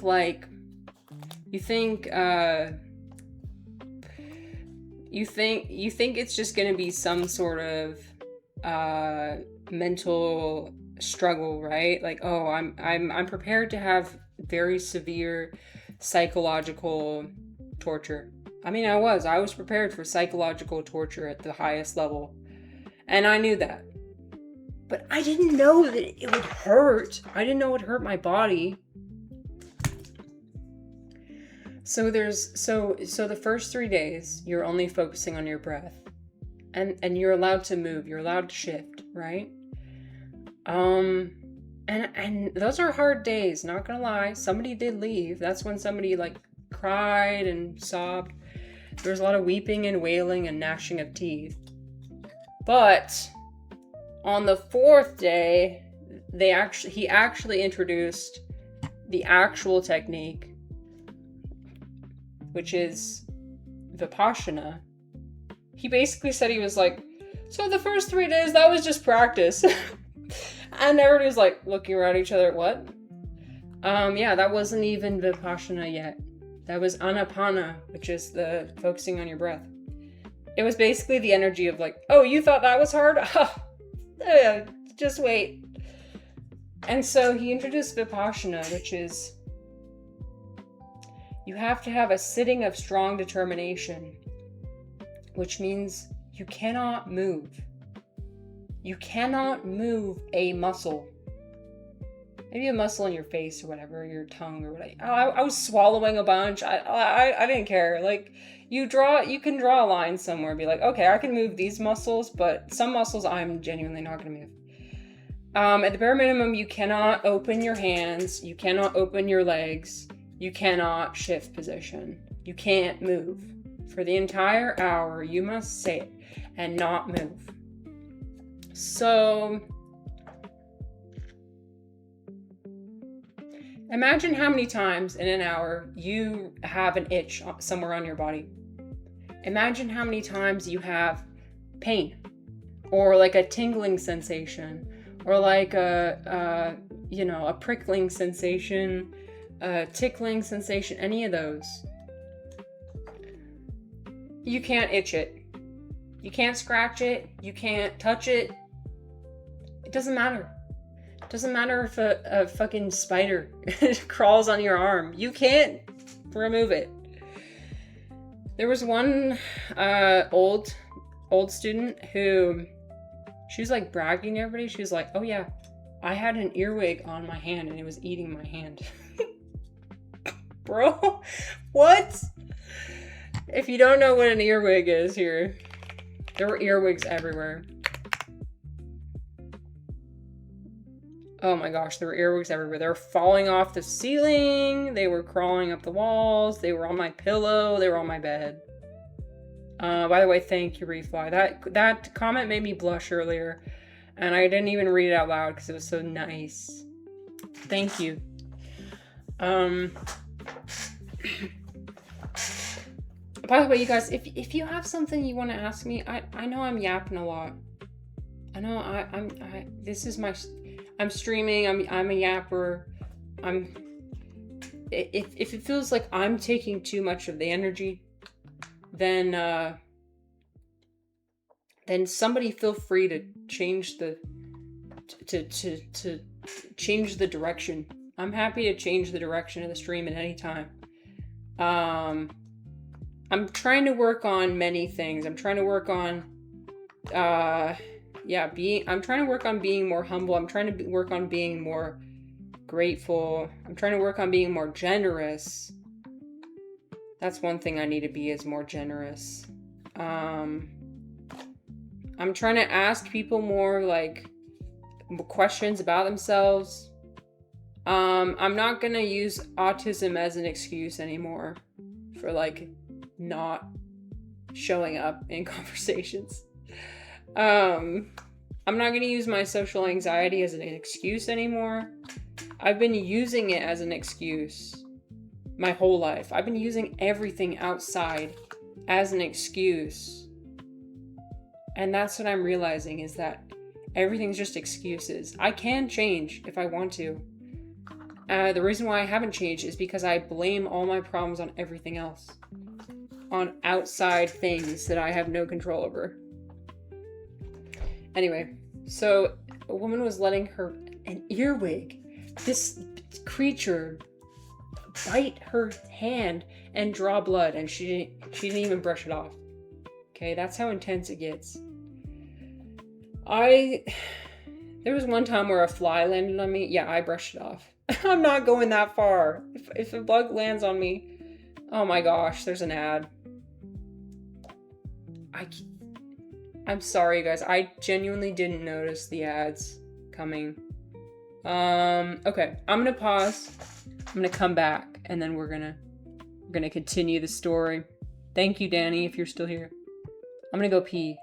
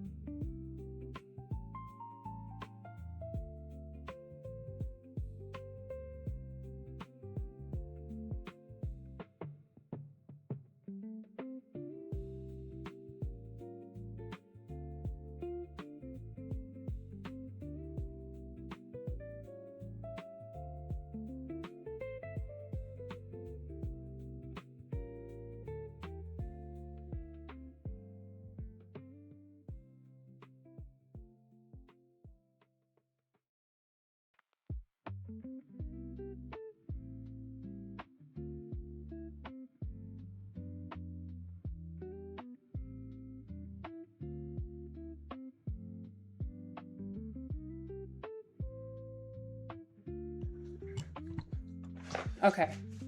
30 seconds left. Sorry, guys. Again, I know the energy is super high. So I didn't even notice the ad warning. Next time I'm gonna snooze it if there's like a good conversation going. Thanks for allowing me to get all my thoughts out. It's been a long time. You know, I brag about I don't have to talk to anybody. I can do silent meditation. It's easy. I brag about that, but then the second I start streaming again, I'm like, I just like vomit all the words. I just like, I just yap without abandon. So thanks for allowing me to do that. We're calming down now. We're calming down.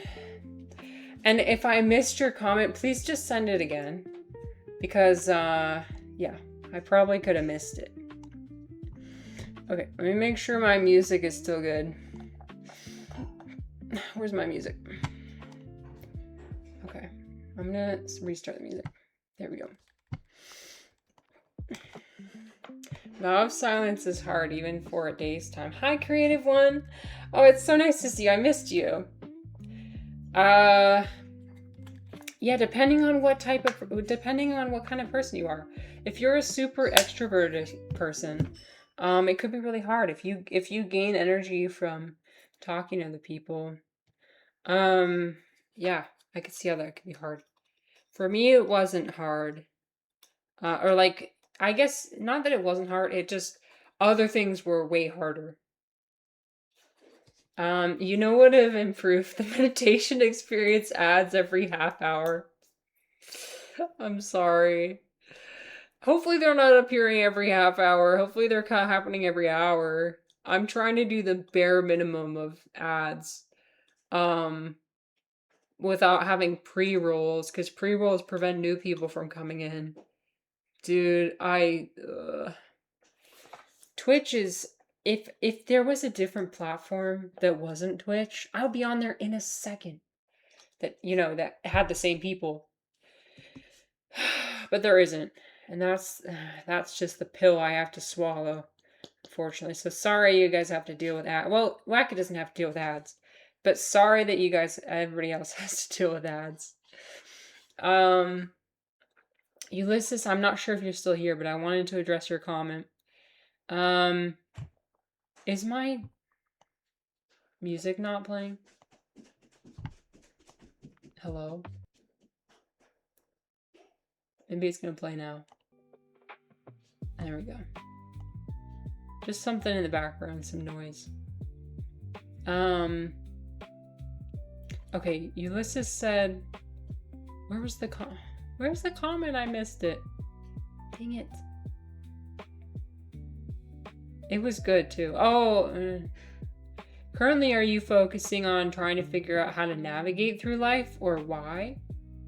How to navigate through life. Yeah, I'm definitely trying to figure that out. That's something I feel like I'm gonna work on probably the rest of my life. The why. Okay, the how I will probably never figure out. But the why I figured out. Why live? Why live? Like, should I live or should I not live? I'm glad that I figured that out. There was a point in my life where I did not have that figured out, and that was a very not fun time. But I found a reason to live. And that's why I'm here. There are many reasons to live. Let me turn off the earwigs. That might be a reason for people, a negative reason. Here, we'll have Goenka instead. But yeah, the how do I live? That's way harder to figure out. Reflash, do I have pictures of the food? So I didn't have my phone, so I didn't take a picture of anything, but it is vegetarian. And then here's something I was surprised by. There was no eggs. What? Where's the protein?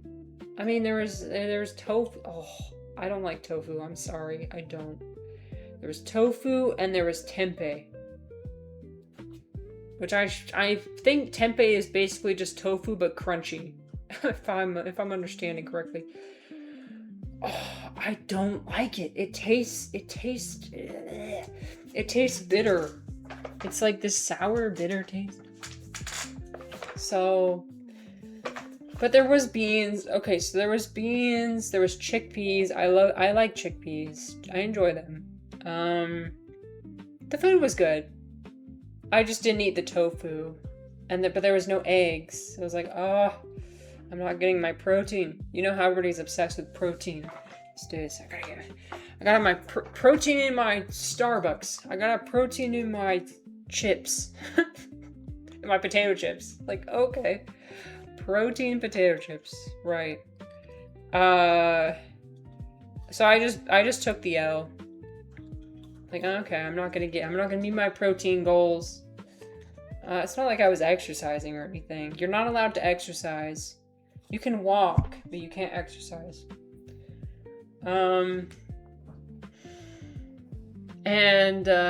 There's... Yeah, it was a lot of like in the mornings, the breakfast was always the same. It was like yogurt, granola, oatmeal, toast, and that's it. plain oatmeal, plain no sugar yogurt, and wheat toast. I'm surprised I didn't lose weight because like you only eat 2 meals every day. It's breakfast and lunch. And then you have tea, which is like a meal. No, it's not a meal. You have fruit. Like I had 1 banana at 5 p.m. And so you have breakfast at 6:30 in the morning. Which you're like ravenous at that point. And then you have lunch at 11. And that's your last... You're doing it Brian Johnson style. I finally experienced the Brian Johnson diet, which is you stop eating after 11 a.m. Your last meal is at 11 a.m. And boy, oh boy, was I hungry at 7 p.m. Oh my God. When there was the lecture, because at 7 there was the lecture from the lovely Goenka. My stomach was growling so much. I was going to bed hungry every night. And you know what? That's probably a good thing. I'm very lucky that I don't have to. Like in my everyday life, I have almost never gone to bed hungry. And I would only ever do it out of choice, not out of circumstance. And there's many people around the world who do not have a choice, and they have to do that. So I think it was a good reminder of like, wow, I have a lot. And when I went to the grocery store, oh my gosh, I mean the amount of options is mind-blowing. The amount of like the selection of every single product you can imagine is like, it just blew me out of the water. Okay, let's see. Did I miss anything else? Yeah, Orange asked about the pain of sitting. Yeah. So when you sit for an hour without moving, and then 10 hours a day, you do get pain you get pain in your bum, you get pain in your hips, you get pain in your knees, you get pain in your back. I got really, really bad back pain as well. And it was like stabbing my back over and over. And it was the worst pain probably I've ever experienced. Or like the worst discomfort, I would say. Maybe not the worst pain level as in terms of like level. But imagine having really intense pain and not being able to shift around. Not being able to take any ibuprofen, not being able to take any pain medication. But also not being able to move or lay down or like anything. You just, and not even that, like you can't even distract yourself. That's the thing with pain. Like we love to distract ourselves. I'll watch a show. I'll listen to some music. I'll eat some food. I'll do something. No, the point is to not be distracted at all. To face it. To face it head on. Here's my pain. And I'm aware of it. And I have to be hyper aware of it. Every little detail. But also I can't be subjective. Like I can't make determinations like, oh, I like it. Or, oh, no, I don't like it. You just have to view it objectively as if you were a doctor looking at an MRI. And that was really hard. And itching. Oh, so much itching everywhere. Like, he even said, he was like, you may experience the feeling of bugs crawling on your body. Might feel like bugs. And I did. I felt bugs crawling all over my entire body. You can't do anything. You can't itch it. Wackett said you gotta try being British for a bit. Oh, dang it. I missed the joke again. Wackett, I'm sorry. You're doing like perfectly timed jokes. Hopefully some other people got the funny joke. By the way, Wackett, I hope you're staying cool. Is the heat wave still going? So again, I was away. I had no idea what was going on in the world. But I hear there was a really bad heat wave in Europe. So I hope you guys are doing all right. Manifesting. I'm manifesting the cool energy. Where's it? Can I do a snowflake emoji? I don't have a snowflake emoji. But I'm manifesting that for you. I hope you're doing the technique of, what was it? It was like wet socks and a fan. Was that it? I think I heard you mention that last time. Anyway. Let's see. When you said no eggs, you made a disappointed facial expression and stream froze. Wait, really? Hopefully the stream is still okay. Is okay now. I'm super behind. Thank you. Brought me some tea. Remember, by the way, remember. This is very important. Mushrooms will eat you when you die. Don't forget. My husband brought me some tea. Okay. Orange and I would sneak out at night to go eat some hamburgers. Well, good luck with that, because the center is in like the middle of nowhere. I mean, there was like a small town nearby, but a small town, like there are no chain restaurants or anything, and so things are probably closed by the time you'd want to go out there and sneak out. Oh, congratulations on the streak, creative one. The tummy rumble is distracting. Yeah. And in the meditation as well, when your stomach is just rumbling. And so I found it really, really hard to meditate in the morning because of that. I was just so hungry I couldn't even focus. Yeah. And Reflex said he can't sleep when hungry. Sleeping for me is, as long as I have my ritual, as long as I don't have any noise, I'm okay. So luckily it didn't affect my sleep, but imagine getting whiffs of pizza and hamburgers, dude. Yeah, I'm not gonna lie, it was hard. I am trying to transition into being more plant-based, but no, I'm not going to be a vegan or vegetarian right now. At this point, I know I should, especially because like Vipassana, in order to practice it properly, you have to take a vow. You have to, there's something called Shila, which is morality. You have to not kill any beings. And so that includes not killing bugs, which I'm already trying to do that. But you also have to not eat meat. So I'm keeping meat in my diet for now, but I am trying to reduce it. It was just really hard. It was hard because it felt like none of the meals were really, I didn't feel full. I didn't feel satisfied. I didn't feel satiated. And it was probably because I didn't eat the tofu. If I had eaten the tofu, then maybe, because it had protein. I need to learn these recipes, and I am. They use more plant-based ingredients. The animal that the meat was vegetarian. So I ate a vegetarian. Yeah, you could get really deep in the weeds of like, well, but what if? Because like, Vipassana meditators drive cars, right? And a car, it's inevitable it's going to hit a bunch of bugs, kill a bunch of mosquitoes.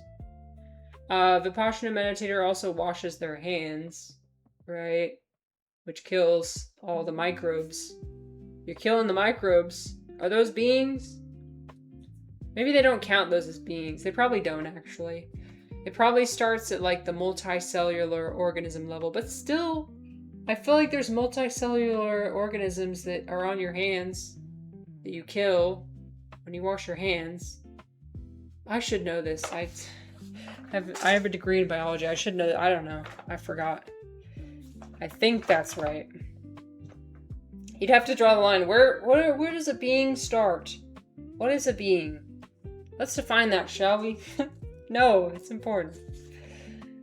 Wackett says it got to about 95 degrees Fahrenheit, which probably doesn't sound too bad when you live in Utah. Yes. But it's humid there, and also there's not understandings that there's not a lot of air conditioning, right? Old buildings. Well, anyway, it doesn't matter. If you think it's hot, then it's hot. If you think it's unbearably hot, then it's unbearably hot. And I'm sorry. There's no need to compare. There's no need for me to be like, that's nothing. Over here, it's 100 and... Oh. I think the temperature today is actually 100. It's 95 right now. But again, there's no need for me to be like, that's nothing. That's... Yeah, no. No. Everybody, whatever suffering you experience, that's valid. And we shouldn't compare. Is there bacteria in feces? So if you go to the toilet to take a dump, it's a massacre. I feel like with that, though, no, it wouldn't be a mass. Well, no, it wouldn't be, because you wouldn't be killing them. You'd just be transferring them to a different place. Right? Mass drowning. Would they drown, though, or would they survive? I feel like they would survive in water, but I guess I don't know. I'm ignorant when it comes to that. Or you kill a bunch of Yeah, exactly. The mites on your eyelashes. Which you do have, which I periodically remind myself of. I'm like, oh shit. Okay, I would like to forget that. The problem is when you have a thought like that and you get really upset about it, it only strengthens the thought. And then it keeps coming back worse and worse. You guys experience that? Don't suppress your thoughts. They will only come back tenfold. At least the earwigs are safe. Yeah, they are. Yeah, there are plenty of... No earwigs were harmed in the making of... in the process of this meditation. Yeah. I think... It's all just... What they meant by it was basically don't eat meat. Bottom line. And something Goenka said a lot was like, he's not interested in philosophical discussions or intellectual. He's like, do not understand this at the intellectual level or the philosophical level. You need to have your own experience. And I actually agree with him there. I don't know how you guys feel about that, but this is what I was looking for. This is why I was so grateful that Dom recommended it to me. Was that I had been reading all these books on philosophy and none of it was sticking. And the reason why none of it was sticking was because I didn't have any experience in anything they were talking about. And with certain knowledge, you have to have a component of like the like how things feel in your body, or like how to actually do it. Just pure knowledge, it doesn't help sometimes. And so what I liked about this is that we actually practiced, we actually did things, we actually like did the technique, and there was the theory presented. So the main theory presented was anicca, anicca, anicca. Changing. Everything's always changing. Everything's always impermanent. And you got to experience that on your body, right? When an itch arises. So the main thing you learn is when you're scanning your body and studying your body, is that when an itch arises and you can't scratch it, you just have to observe it objectively. You just, okay, oh, there's an itch on my arm. It's right here, and it's this much in radius, and oh, it's getting stronger now. It's getting strong. It'll get stronger. And depending on your will, by the way, I'm itching myself all the time. I'm like hyper aware of it. Eventually it'll pass away. Everything arises just to pass away. Everything that's born dies. Every wave that forms in the ocean crashes and then returns. Yo, Dom, I'm so glad you're still here. Do you want to know a beast mode in formal practice? Yes. Never scratching itches. Yeah. Just never scratch itches. Well, and this is what he was encouraging the last few days. He's like, okay, so now apply this to your life. Like, outside of meditation, still be hyper aware of all the sensations in your body. I guess he didn't say like don't scratch your itches, but he did say like be aware of everything. But when I think about it, yeah, if you just go through your life and continue, the amount of self-control you develop is mind-blowing. Well, it did blow my mind, like how much I changed over the 10 days, because the first 3 days, the amount of, I was shifting around constantly. I was actually swaying. I was like swaying. I was like, I was like stimming. I was trying to keep myself entertained. It's hard when you don't have anything to think about, and you're trying to like remove the pressure. So let me show you my meditation bench. So here's my meditation bench. Actually, maybe I'll show you what it looks like. Here. I'll show you how I meditated.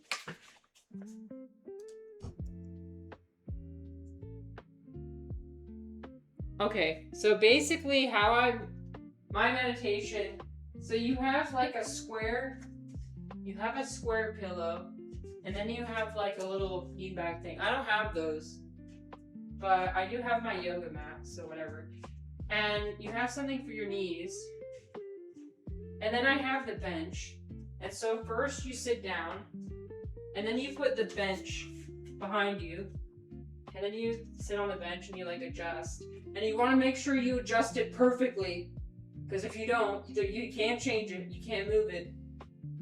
And so you sit like this, and then I would have my hands here. So it's just so you can see from the side, but here now you can see from the front. I had my hands, I found the best position was interlacing my fingers like this. So the amount of pressure is equidistant. So it's evenly applied. And I have my hands like this. And I put my hands like this. And then I have my knees a little bit of distance apart so the air could flow. So I could have some airflow down there, which is very important. Don't ask about that. Certain things need to be able to breathe, okay? And then, yeah, I just did this, and I just sat. And you find over time the best position. Some people like did cross-legged. Some people. Well, I'll zoom in to get it. I know. I'm sorry. I can't zoom in. Here, I'll zoom in here. Here. So I had my hands like this. I'm trying to. How do I? Okay. Here. Like that. Here. Then I have my thumbs like this. And I have it out like this. It's not looking on the inside. But whatever. Here, I'll stand up. Like that. And that's the best. Sometimes I would do it like this, where I have my hands like that. But this is the best. This is superior, you guys. Some people, they'll kneel and they'll have the hands on their thighs. No, I would not do that. Because your arms get tired. You need to have something that's like it's all about having equal pressure everywhere. Nothing's hanging down, you know. Anyway, lock in. You gotta lock in. I mean, when that chanting starts, you gotta lock in. You can't do anything. Once here. Right there. Nope. Lower. Yeah. By the way, I love how that person came in and asked me to flex and then left when I said no. I can't do things on command. I feel bad. I should have just done it. Should I have done it? Should I have flexed? It would have been weird. It would have been. I would have been embarrassed.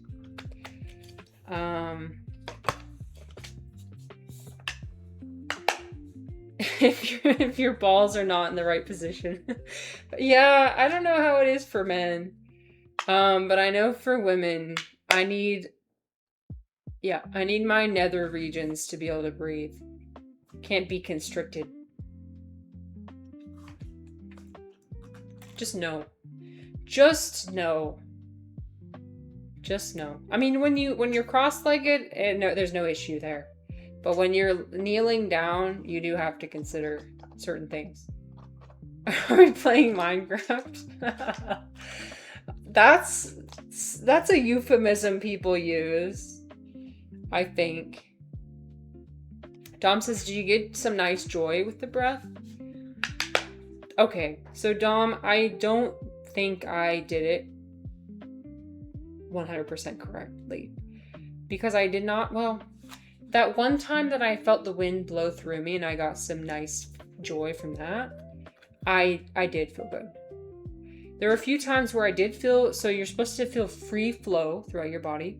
So I did feel free flow kind of through my hands, like a flowing sensation through my hands and my feet. However, I think it's because they went numb. I know that I always unpack everything and I hyperanalyze everything, so I might just ruin things for myself. I did notice the blood. I noticed the blood pumping through my arm and through my forearm. I noticed the blood pumping, and that was cool. It was like throbbing, right? Throbbing. And throbbing here in my feet. And so I associated that with the flow that he was talking. He kept saying, like, you may achieve a flow throughout the whole body. You may achieve a flow just through a certain part. I never really understood what he meant by that. But what I did achieve was when the chanting to finish, when that started, when the hour was over, brother, I received the most, it was like a vibration throughout my entire body. Every single cell in my body vibrated. Again, was that probably because it was about to be over and I had a rush of adrenaline? Yeah, probably. But it was nice. I mean, I felt my whole body, but it wasn't like a mere adrenaline rush. Because an adrenaline rush usually I just feel it down my spine usually. Like a shiver down my spine. But with this, I felt it in every single cell in my body. And I felt it flow out and ring. And it wasn't just a temporary thing. It was like as he was saying it, he says, I'm going to mispronounce this, but he says, Save Mangalam. And like, I felt my whole body hum as that was happening. Because he does it 3 times, and I feel myself hype up. Okay, I'm not gonna make that parallel. I was gonna make a parallel of something, that would have been super inappropriate. It feels like, it feels like, no, I'm not going to. That would have been super inappropriate. I want to give full respect to Vipassana and Goenka and the technique, and we're not going to be irreverent. But I did definitely like feel. I'm not even gonna go into it. Okay, but it was really nice at the end. So it happens the 3 times. The first time you have this like startling, like because it's really quiet, and you're shocked by it, right? A sudden noise after so much silence, and I just feel the breath like come through me and flow through me, and I feel like I'm being breathed for a minute. And then my whole body hums at the end. You can't tell me based on that picture of him he wouldn't like it. Stop, Free Fly, stop. Stop, do not ask me. Okay, do not.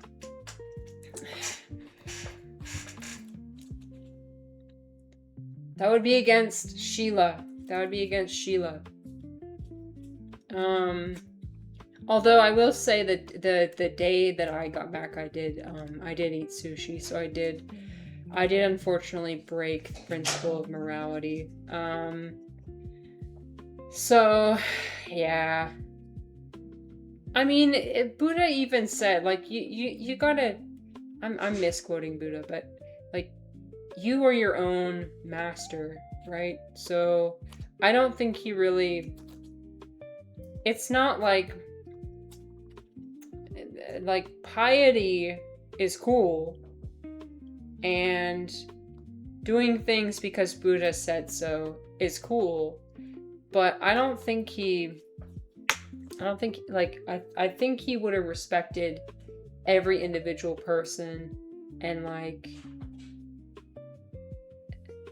to me, he rubbed me as having the attitude of like, you want to do this? Go do it. I don't care. You want to do it this way? You want to meditate this way? Fine. You can go do that. I mean, it's wrong, but you want to sin? You want to go against morality? Fine. You're going to suffer, though. You're going to suffer. So, it's best to not do that. But who am I to stop you? Anyway. It would be funny if at the moment the guy states, you might sense a flow in your body. Somebody farts. That would be funny. Man's gotta eat. Well, according to Sheila, here, I'll bring up Sheila. There's 5 things you're supposed to not do. Actually, I can remember it. I think I can remember it. So you're not supposed to kill. You're not supposed to steal. You're not supposed to have sexual misconduct. Number 3. Okay, number 3. Number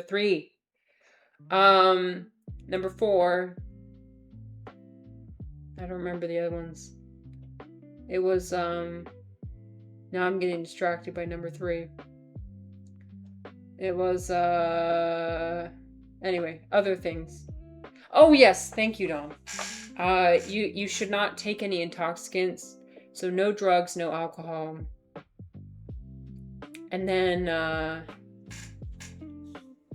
yeah, I can't remember that one, but like, you take a vow of silence One big reason for doing that is so that you don't lie, because when the second a human opens their mouth, they're gonna lie. They're gonna exaggerate, and that's lying. They're gonna like fluff themselves up. That's lying. Here, let me find them.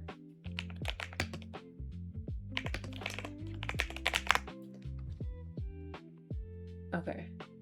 Let's see. Stealing, sexual misconduct, lying, and intoxication. 1, 2, 3, 4, 5. Oh, I already went into all of them. I just can't count. Okay, cool. Okay, Dom, before you go, I want to show you. I've got some good memes here. Oh, this is good. You might have seen these already, but it's so funny. Look at this. Oh, let me zoom out. Let me. Here, we can just go over to my mushroom thing. No, I want to do this. Preparing mentally for meditating. Or spending 3 minutes arranging pillows perfectly, even though it will get uncomfortable anyway. Which one will you choose? This is me. When you hit the meditation hall and everybody's like hanging out in the meditation hall, like in the entryway, stretching and like hyping themselves up, and like, okay, you see people like almost jumping up and down and stretching and like, they're like stretching, cracking their knuckles, like, let's go, let's do this. And then you go in there and you, again, like I said, you want to make damn sure everything's positioned correctly, because you can't change it. So you just, yeah. You gotta make sure. How was your teacher? The assistant teacher? She was okay. I didn't actually ask her that many questions because I didn't feel like the teachers were very helpful. Maybe it was the specific teacher, or maybe it was, but like every time I asked her a question, she would answer basically the same thing Goenka already said. And it's like, well, I did listen. It sounds like they have to repeat things over and over. The thing is, Goenka says the same thing over and over and over again anyway. So I guess I didn't know what I was looking for, but like I asked her a couple questions like, oh, I'm really worried that my breathing's really shallow. Like, I'm not sure if I'm breathing. I've never breathed this shallowly before. It was as if like I couldn't even feel my diaphragm moving. I couldn't even feel, my nostrils didn't even open. I was like, am I gonna die? Am I gonna stop breathing? And every time I'd ask her a question, she would give like, it seemed like a very, it almost seemed like I don't want to make that comparison. A mirror maybe. If you trained an AI, no, I don't want to make that comparison. That's mean. It kind of is though. It kind of was like that, where it's like if you train an AI on what Goenka taught, and it just spits and it just repeats it back to you. That's what it felt like. I mean, I'm just being honest. So anyway, I didn't ask her that many questions. That happens though. You need less oxygen. Oh, I see. Okay. Yeah, it was very surprising. Because you're not supposed to control your breathing. You're supposed to just allow it to happen the way it needs to happen, right? So, Ulysses said, I have a friend dozing off and snoring when meditating. That is something that happens. It's like one of the enemies of meditation. So you gotta be careful. There's like 5 enemies of meditation. I can't remember all of them, but I only almost dozed off that one time when I had that hallucination. Besides that, it was fine.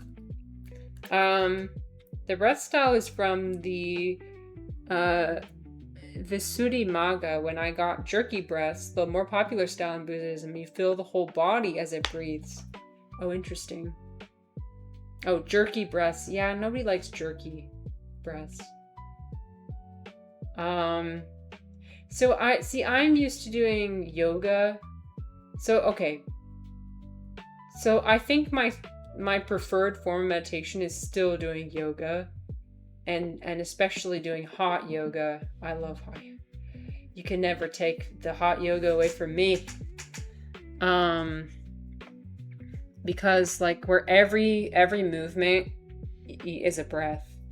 And you just, it's kind of like that where you can feel the whole body as you breathe.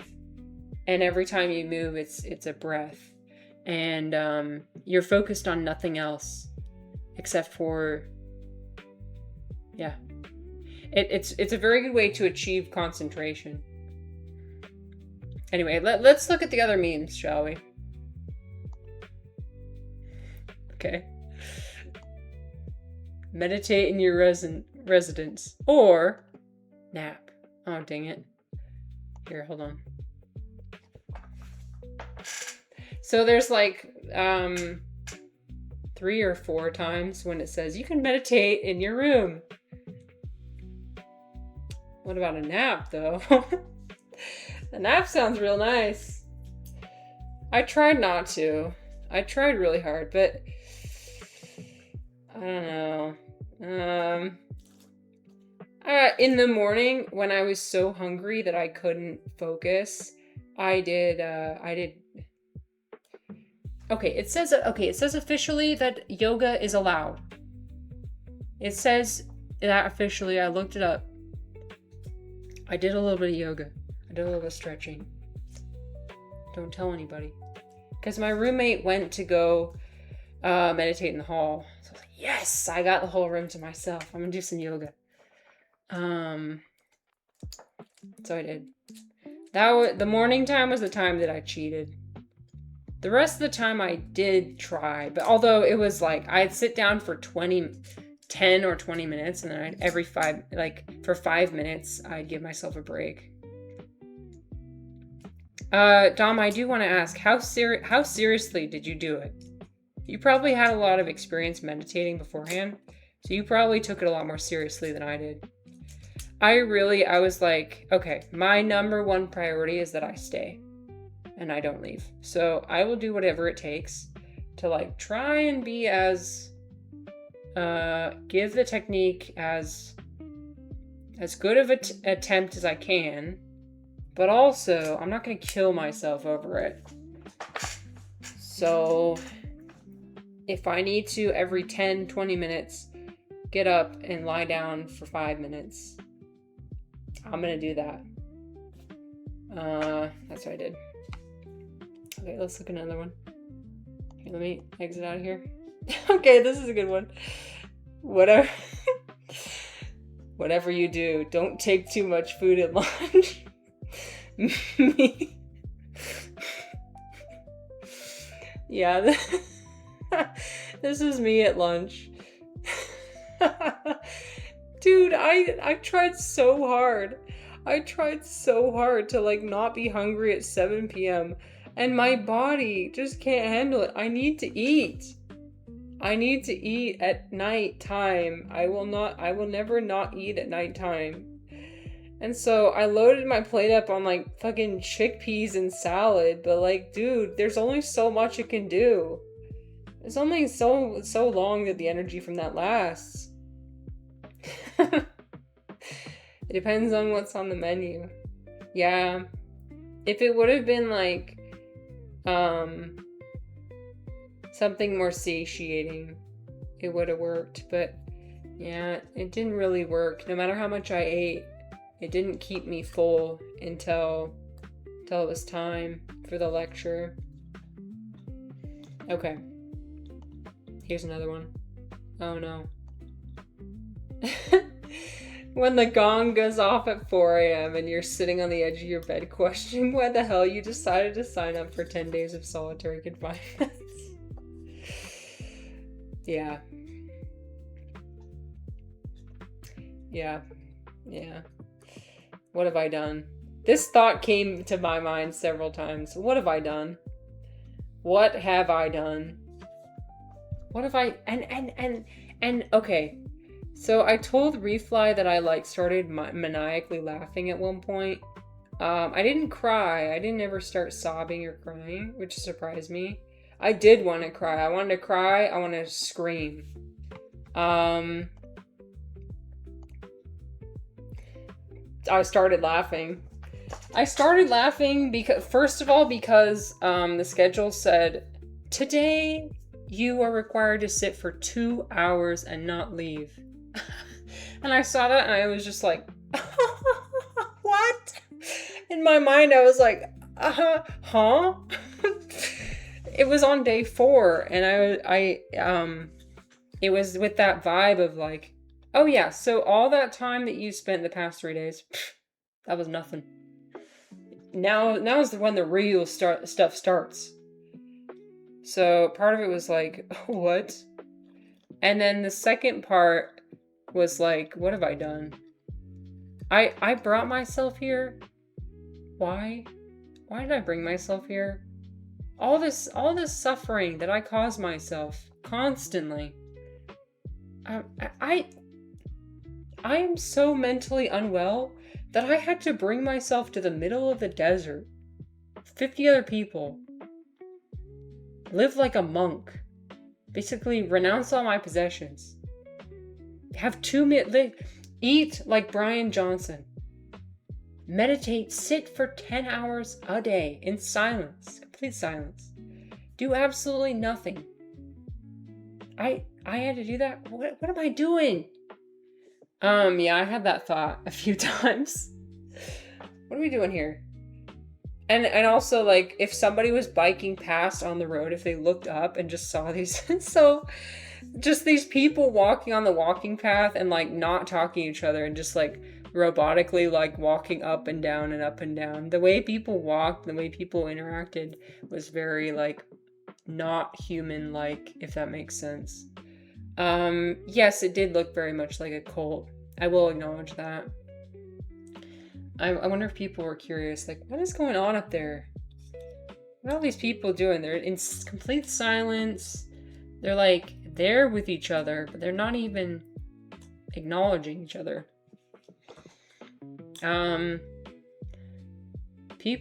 People scale is also a thing. The more size, the more calories. Oh yeah, it depends on how large you are. Yeah, I'm a large person, so I need more. I need more food to sustain me. Just to sustain my large frame.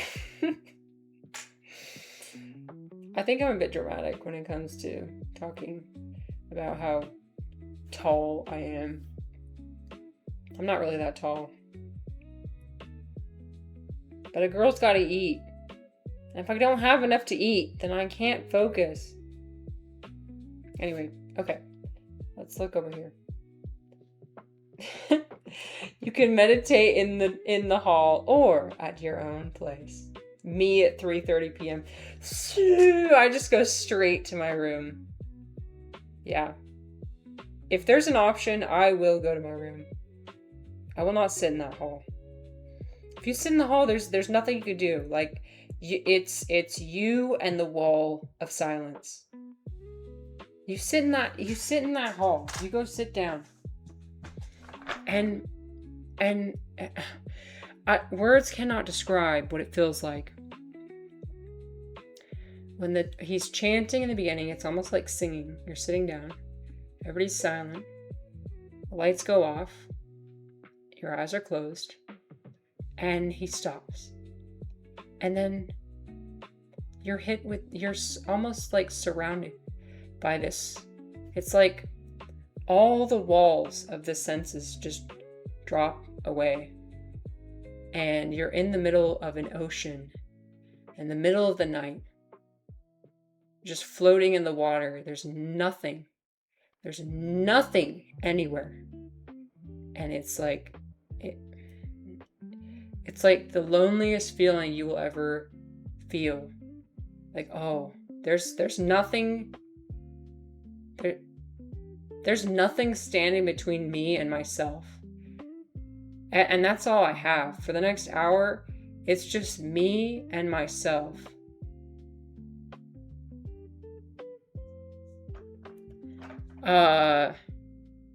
It's probably one of the most unsettling feelings I've ever had. Where it's like, oh, no matter what happens, nobody's gonna come save you. Nobody's gonna rescue you. Nobody's gonna help you. It's just you. You're alone. Some people it reported feeling like somebody's gonna kill them, somebody's gonna murder them. Like, some people were really freaking out. Other students were like scared. They experienced like terror. Luckily I wasn't as scared, but like, it's scary to have nothing. To just be like dropped down this it's not, let's see, it's like being dropped into space. You just go out into space and you're just floating. There's nothing out there. Everything is within the boundary of your body.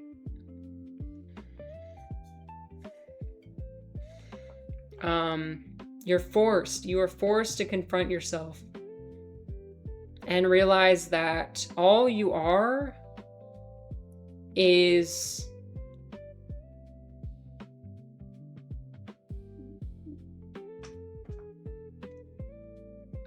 sensations. Nothingness. I mean, that's kind of the point, is that you are nothing. That you-ness, like who you really are is nothing. All these senses that arise, touch, taste, smell, and whatnot, they'll come by and visit, but they're temporary. They'll leave. And we believe that that's what we are. It's like all these thoughts and perceptions and emotions, and we're basing our idea of ourselves on something that doesn't even really exist permanently.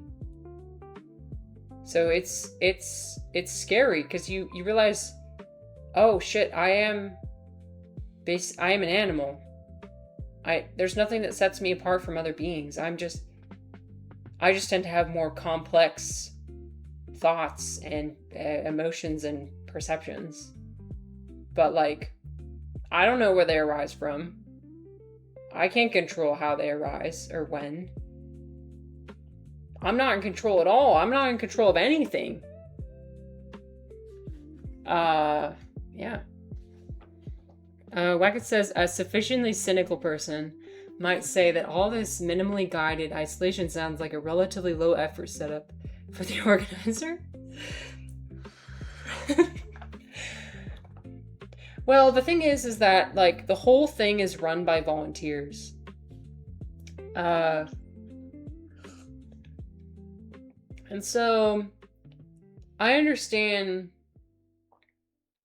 like the food was the same, like the breakfast was the same every day, and every lunch there was the exact same salad. And it's like, I understand things like that, where it's like they need to prepare things that are as widely appreciated as possible, but also easy to prepare, because like people are coming there working for free.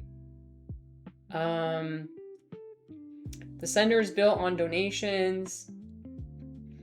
You don't pay to go there. They do ask you at the end, or they don't ask you, they just say, it's as part of your journey, if you would like to donate, that can help you in your practice. And we're run by donations and volunteers. So, and if you ask them, they don't actually even mention an amount you should pay. But if you ask them, they can be like, oh yeah, a student costs this much. So I did ask them, and it sounds like each student the cost of each student is about $500 to $600. So, and then the center itself, they acquired the land, which is like several hundred acres for like $300,000 or something. It was made by like an old student. One person donated that much money. Dom says, I was stuffing myself but still came out of it so underweight. Yeah. Well, here's what surprised me, Dom. I didn't lose weight. I know that with weight, your body's really efficient, right? At either holding on to its weight and maintaining it. So maybe over time I might lose it. But I didn't actually lose any weight. I thought I did. Every day I was like, oh my gosh, I must be losing so much weight. I'm so hungry. But I didn't. I can also have weeks where I just like binge and I'll eat like entire cakes and like just a ton of food. And I don't know. That doesn't change. Although with women it's a bit different because why is my ad's coming up but I can't snooze it? I can't snooze the ad. There's going to be an ad in like 40 seconds. With women, the way our hormones cycle through, there's different times where you need like more calories than others. I think the time I was at the Vipassana lined up with a time that I usually don't eat that much. I have like weeks where I almost eat nothing at all, and then weeks where I just like just eat everything.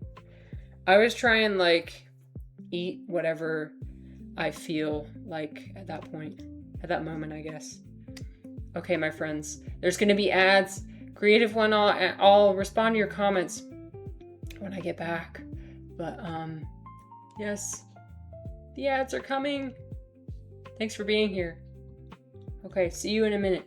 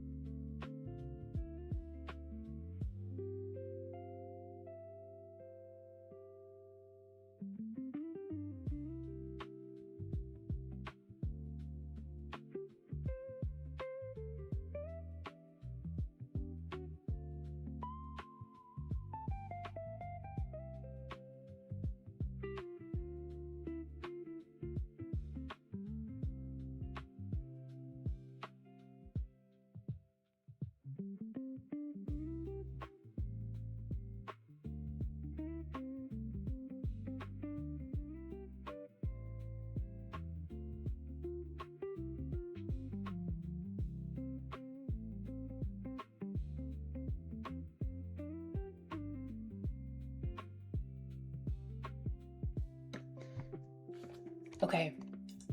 Should be back now. Maybe I should. No. Okay. Okay. Wow. In the beginning of this stream, it felt like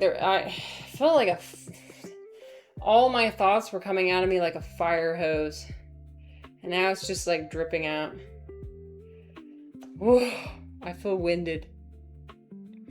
Thanks for everybody who stayed through all the word vomiting. Okay. You know what I want to do? You know what it's time for? It's time. It's time for the mushroom. Here, hold on. Let me shift my layout. What should I do? Ah! Hold on. How do I turn it off? Okay. Nope. Oh, yeah, there. Wait, actually. Hold on. What I'm gonna do is I'm gonna turn the camera down so you can see this as I'm mixing it. So you're not gonna be able to see my face. Sorry. It is what it is. Creative One says, run by volunteers sound dangerous. I guess it could be in the sense that, like, I don't know if they require you to have a food handler's permit or not. Luckily, I didn't die. Oh yeah, and I don't know what the vetting process is like either. By the way, I got raspberries. Look at a big raspberry. Big old raspberry. This one's like less red than the other ones.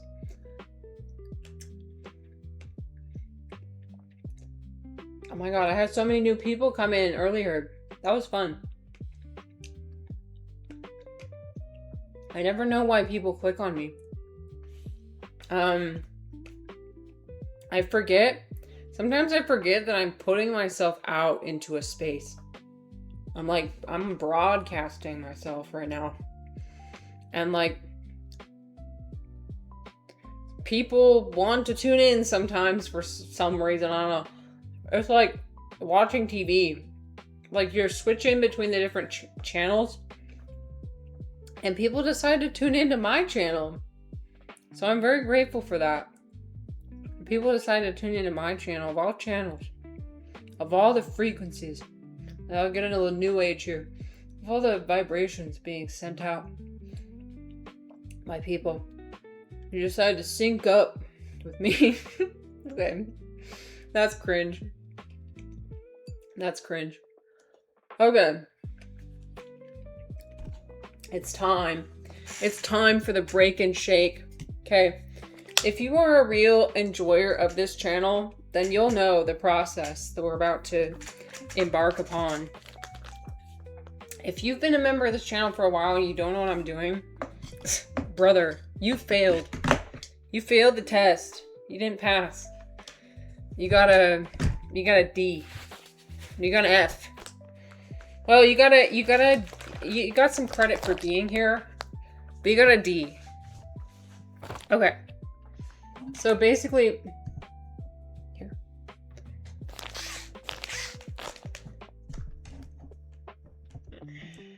There. So, look, this is reishi mushroom. Reishi is this is not magic mushrooms. I don't think I would even be allowed to do that. But you can use your imagination. It's basically the same process. Actually, it's exactly the same, and it looks exactly like this. But this is reishi mushroom. This is legal. This is yes, okay? Anyway, so the roots of the mushroom, the mycelium, are growing out from the center. I injected it right here through this what's it called? This port. And I covered it with tape. Last time I accidentally stabbed my hand with the syringe. I didn't develop any mushroom powers though, unfortunately. So it's spread to like maybe 30%. Sometimes people wait until like 50%, 60%. I'm impatient. I want to do it now. You break it in order for it to spread from all these oats into the wood part and to increase it. So you can be super, you can be, yeah, what was I gonna say? You don't have to be gentle with it. Look, watch. You can squeeze it, you can press it down. I want to press it all the way into the rest of the bag.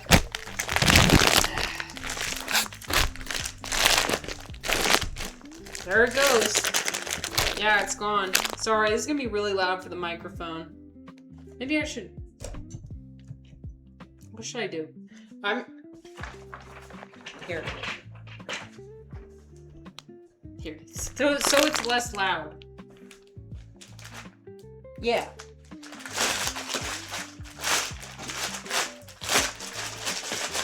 And you kind of like lift it up like this, and you just.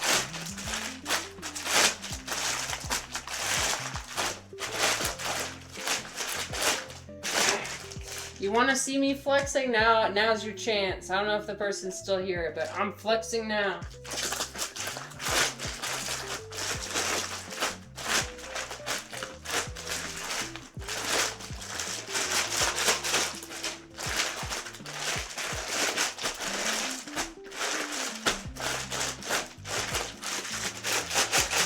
It's not going down into the rest. You gotta be patient. You gotta keep going. Okay.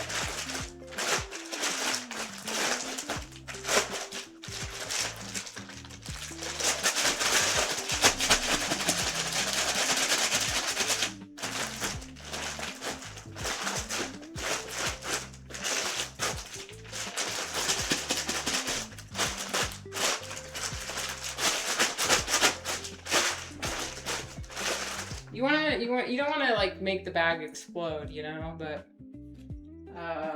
so I might be doing it a bit too aggressively.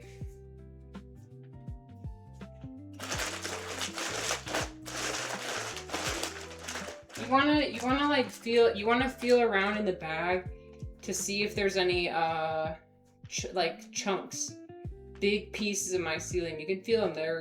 They're firm. And you want to break it up.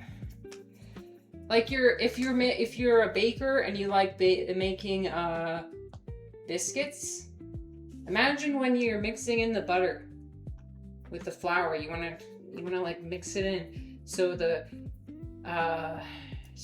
pieces of butter are incorporated. Okay.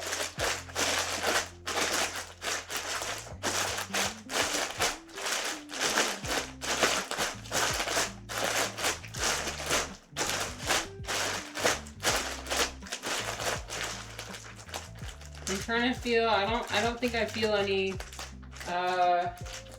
pieces left. Oh, I feel a piece. I feel a piece of butter.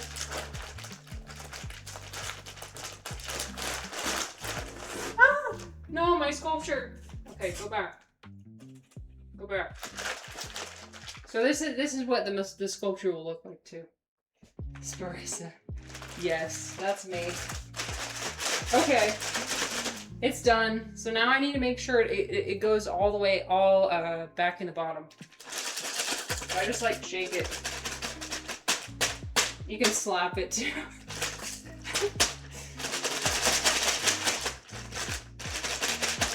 Oh, come on. Okay, don't move. This is falling over. Go back.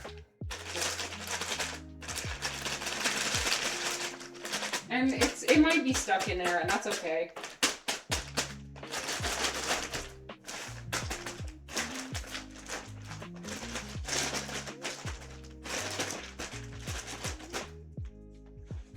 Okay, we did it. So now if you can see the oats, you can't see any white in there. Here. You can't see any white. You can still see some of the oats. which are now evenly incorporated into the rest of the bag. Yeah. So for those who weren't here in the beginning of the stream, I have a mold. A mold for the mold. I'm gonna make a mushroom. Here. Okay, 2 hands. So I fill this part on the inside, and then I fill this bowl part, and then I put it together, and it becomes a mushroom. And so it looks a certain way on the outside. That's not how it's gonna look, obviously, because it's a different shape on the inside. This is just what it looks like on the outside. So, but it's gonna look like this color. And by the way, I've had these for, I don't know, when did I finish? I forgot when I finished the sculptures, but like, look, they haven't changed. They might have gotten like a bit more yellow. No, not really. They were pretty yellow when I finished them. They kind of lost their smell. They had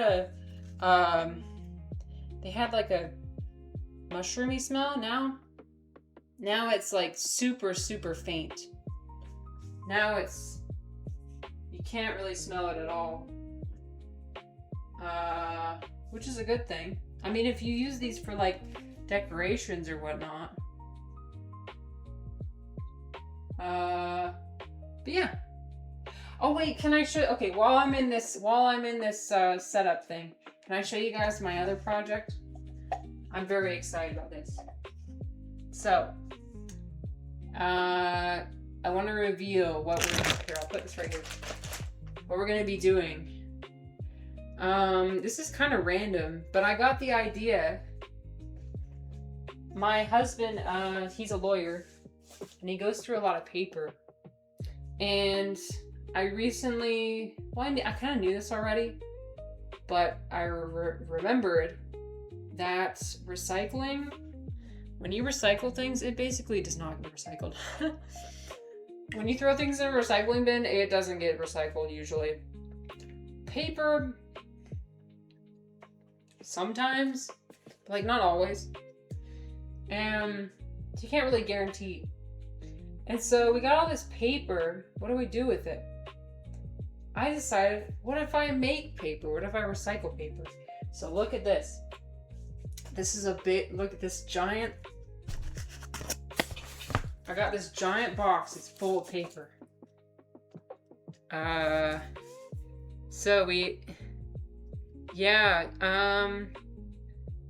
these are all the papers. Like, we have a paper shredder. I shredded all the paper, and I'm gonna be putting it into a tub, piece by little. I'm not gonna put it all at the same time, and soak it in water. Creative one. Have you made recycled paper before? It looks really fun. I'm really excited. Cause like, here, I'll show you the other piece. And also I've got like so many notebooks and like old like homework, and I've got so much paper in my house.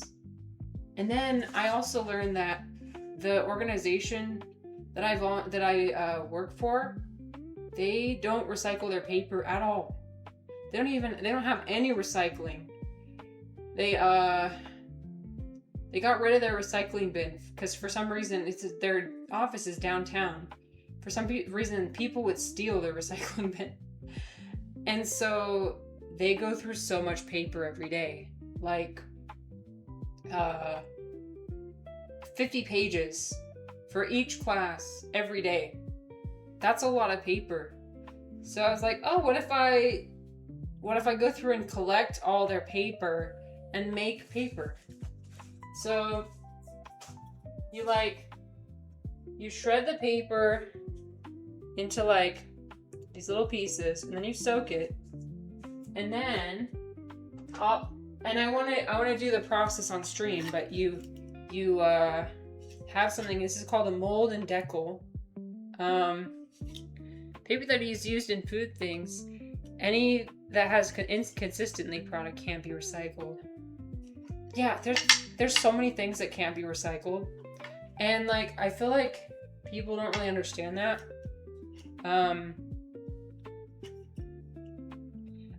It's funny, I'm a janitor type and we added recycling. College janitor type, no less. Yeah, it's crazy how many organizations don't recycle. And it's challenging. And that's why you gotta like take it into your own hands. That's what I'm doing. This year, I'm taking it in my hands. I'm gonna do it. So you have this thing called a Molden Deckel. You dip it in the water with the pulp, and we'll do the process together. And you pour it out, and then it forms like a thin sheet right here. And then you like plop it out. I got some old sheets. I got some old sheets that I cut up, and we're gonna be putting the sheets on here and then dry them out, and it's gonna be great. I got a blender as well. I'll be blending it, but I was thinking about like, what are ways that I can actually do things, you know? I'm tired of just saying I'm gonna do things, or like complaining about things and then never doing anything, right? I'm gonna do it. Pop bottles have to be washed out. Oh yeah, and people don't wash their soda cans, they don't wash their containers, and nobody really ever knows. I'm not gonna lie, it's difficult sometimes to know what can be recycled and what can't. There's all these different types of plastic. You can only recycle like number 2 or number 1. I don't know. Don't take my words as advice because I actually don't know. I should educate myself. But also, it's hard for the average consumer to like memorize all this code for like, this can be recycled, this can't. This can be recycled, but only in these cases, right? So the only thing you can really guarantee is if you recycle it yourself. Dom sent me a Goenka shirt in my Discord. Let me see. Here, hold on. Let me see. What did you send to me? I'm learning. I turned off my display capture. Yeah, but... Oh, yeah. Yeah. Classic. Dom, did you say this? Did you say sadhu? Sadhu. Sadhu. Sadhu. I didn't mostly because actually out of respect. I don't do blind. A lot of it has to do with like, you know, my religious upbringing and blind faith and blind following. And so I try and avoid things that like doing things just because other people tell me to, or just because it's a rite or a ritual. Okay, so you did, and your mindset was when in Rome. Yeah. I don't think it matters. I mean, I think that Goenka even said, he was like, don't do the rite or ritual just because I said so, just because Buddha said so. Do it because you want to. So if you want to, then great. If you don't want to, don't do it. And so for me, it didn't feel right. It felt disingenuous. Creative one. So this is from my So I did a 10-day meditation retreat, Vipassana meditation retreat. And at the end of the meditation, he said, the guru says, it's something along the lines of like, may all beings be at peace, or may all beings be happy, something like this. It's like a wishing for all beings.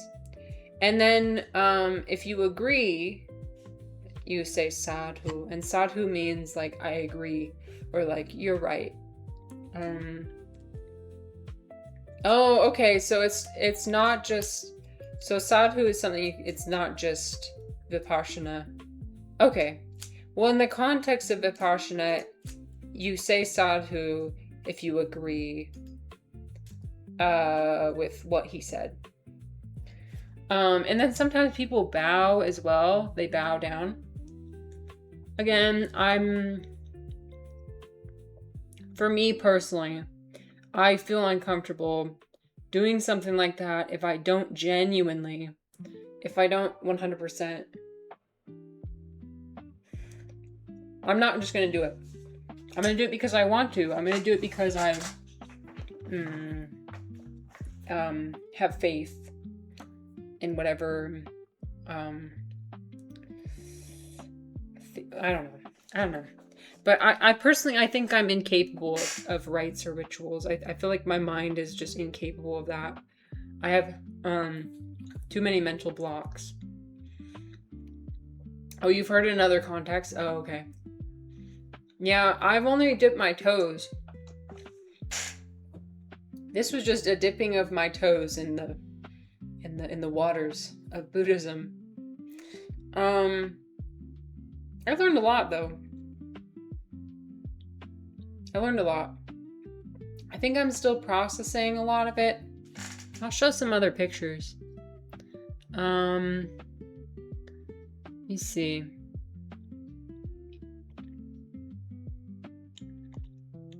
Here's the gallery. Okay.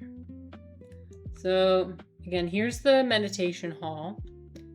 And then here's like all the buildings. So it's like out here in the middle. It's actually not in Utah, it's in Idaho. But luckily it's only like 2 hours away from where I live. So I drove there. It's like nestled in these mountains or hills, I guess. Desert. And then this is what the dorm looks like. So I stayed in this dorm. Oh, actually, I have the pictures too of my... Here. Yeah, it's just this dorm. And then here's what the room looked like. So, you have a curtain separating you from your roommate. I had one roommate.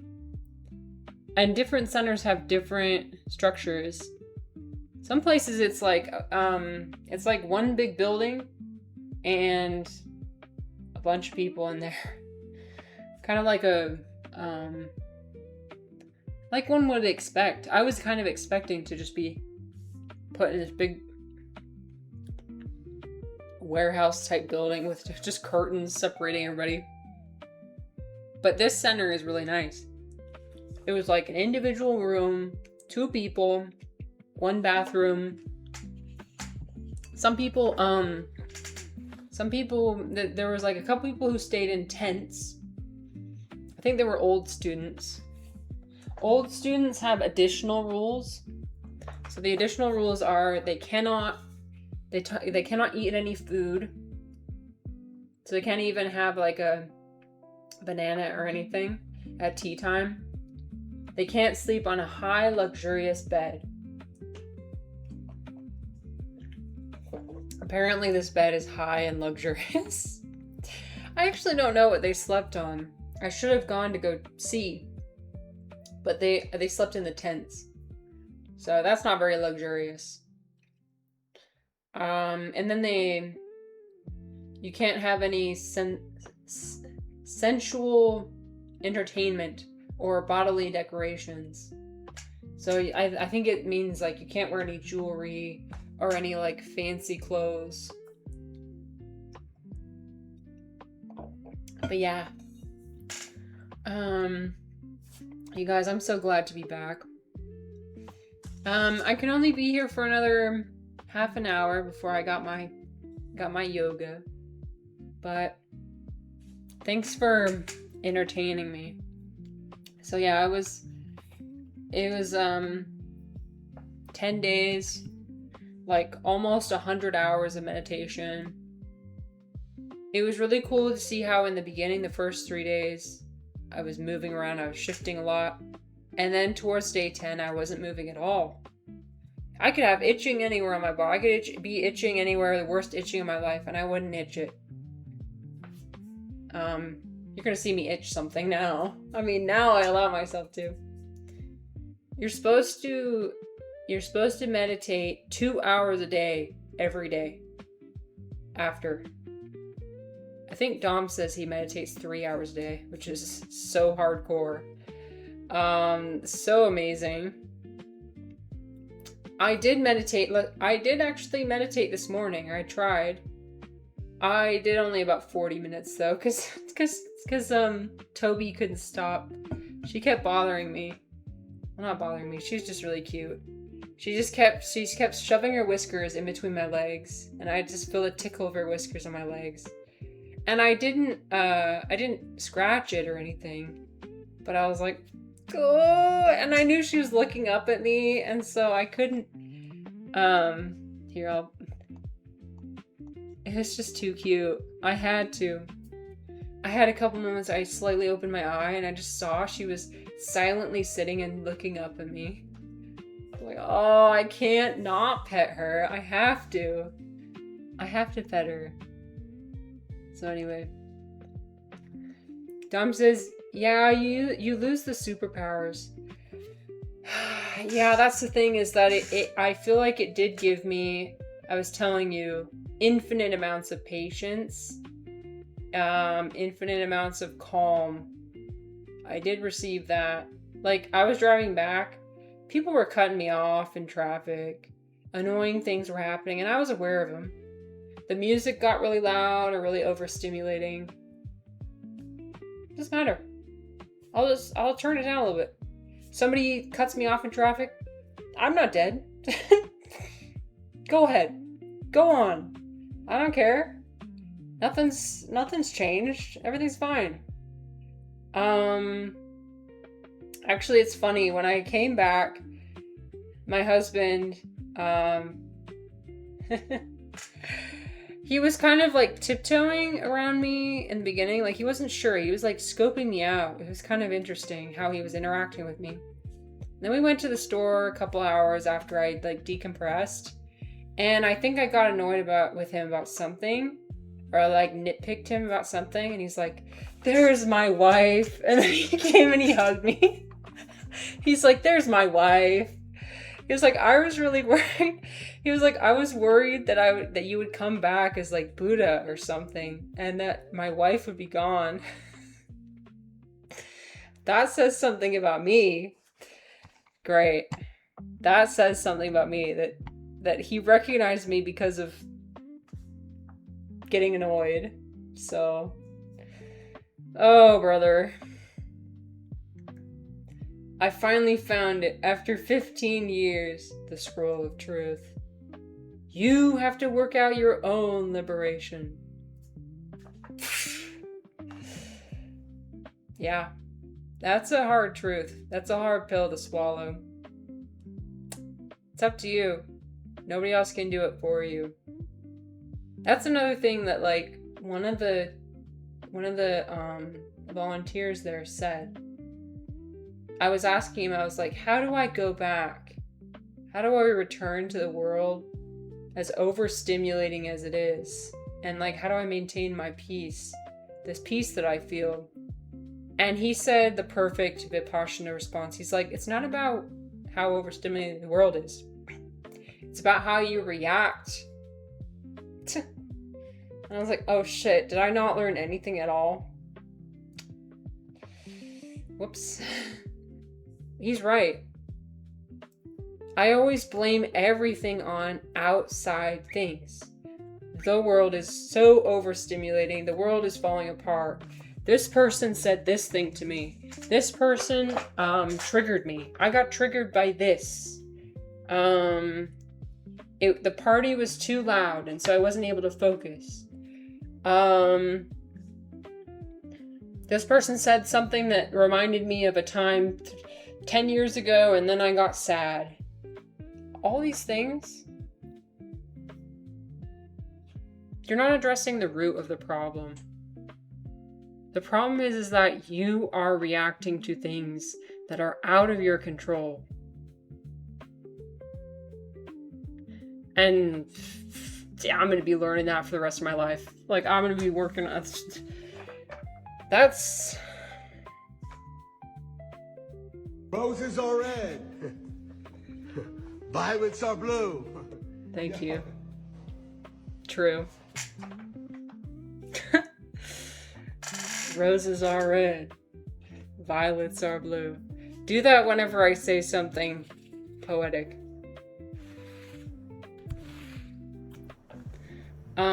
You'll be able to notice some parts of meditation are a lot about momentum, and other stuff sticks around. Momentum.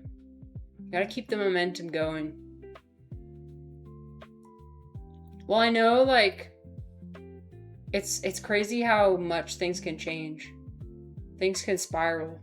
And you could sit down for a meditation, having one idea in your mind of how it's gonna go, and it goes in a completely different direction. Like I said, on like day 8 or day 9, I was sitting down. Okay, I was not sure whether I should go into this, but I'm gonna go into it. I was sitting down with so much arrogance in my mind. I was like, screw it. I'm gonna do anything. I'm gonna do anything to get me through these 10 days, or these last 3 days. Like, if I let my mind wander, fine. If I imagine something, fine. As long as I'm sitting here, I'm not gonna follow these rules anymore. I got so tired. I'm just being completely transparent. I was so tired. I was so sick and tired of, because you do the body scan. You scan from head to toe, over and over and over and over and over and over and over, for hours upon hours upon hours upon hours upon hours. Not allowing yourself to think about anything. So I was like this close to a breakdown. I was like this close, okay? It's like, I'm gonna do anything to help me hold on. So what I do, my mind immediately went to, it's remarkable actually, how much you remember. I was playing entire episodes of like Bridgerton, of heated rivalry. Of course, I went to the smutty shows. So, great. I'm breaking the code of Anicca. I'm breaking the sexual misconduct code. I know, I did it. I'm sorry. I'm ashamed of it. I was sitting in the meditation hall, imagining situations in the episodes. Yeah. I'm not proud of it, but I did it. And then the wind came, and then I let it take me, and then I floated with the wind, and I let it blow through me, and I was like, okay. And then after that, like, out of body experience was over, I was like, okay. I'm gonna try again. But I had sat down, I was like, I'm not gonna try. I'm gonna watch my Bridgerton. I'm gonna watch my spicy scenes in my head. Cause like, who can see in my head? Nobody knows. I'm sitting there, I'm still as a statue. No expression on my face. Meanwhile, I'm generating literal smut in my mind. If there's a Buddhist hell, I'm going there for sure. I mean, I'm already going to Mormon hell, so I guess I'm going to Buddhist hell as well. Oh.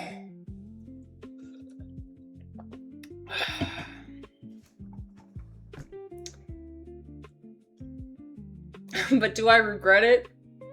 No.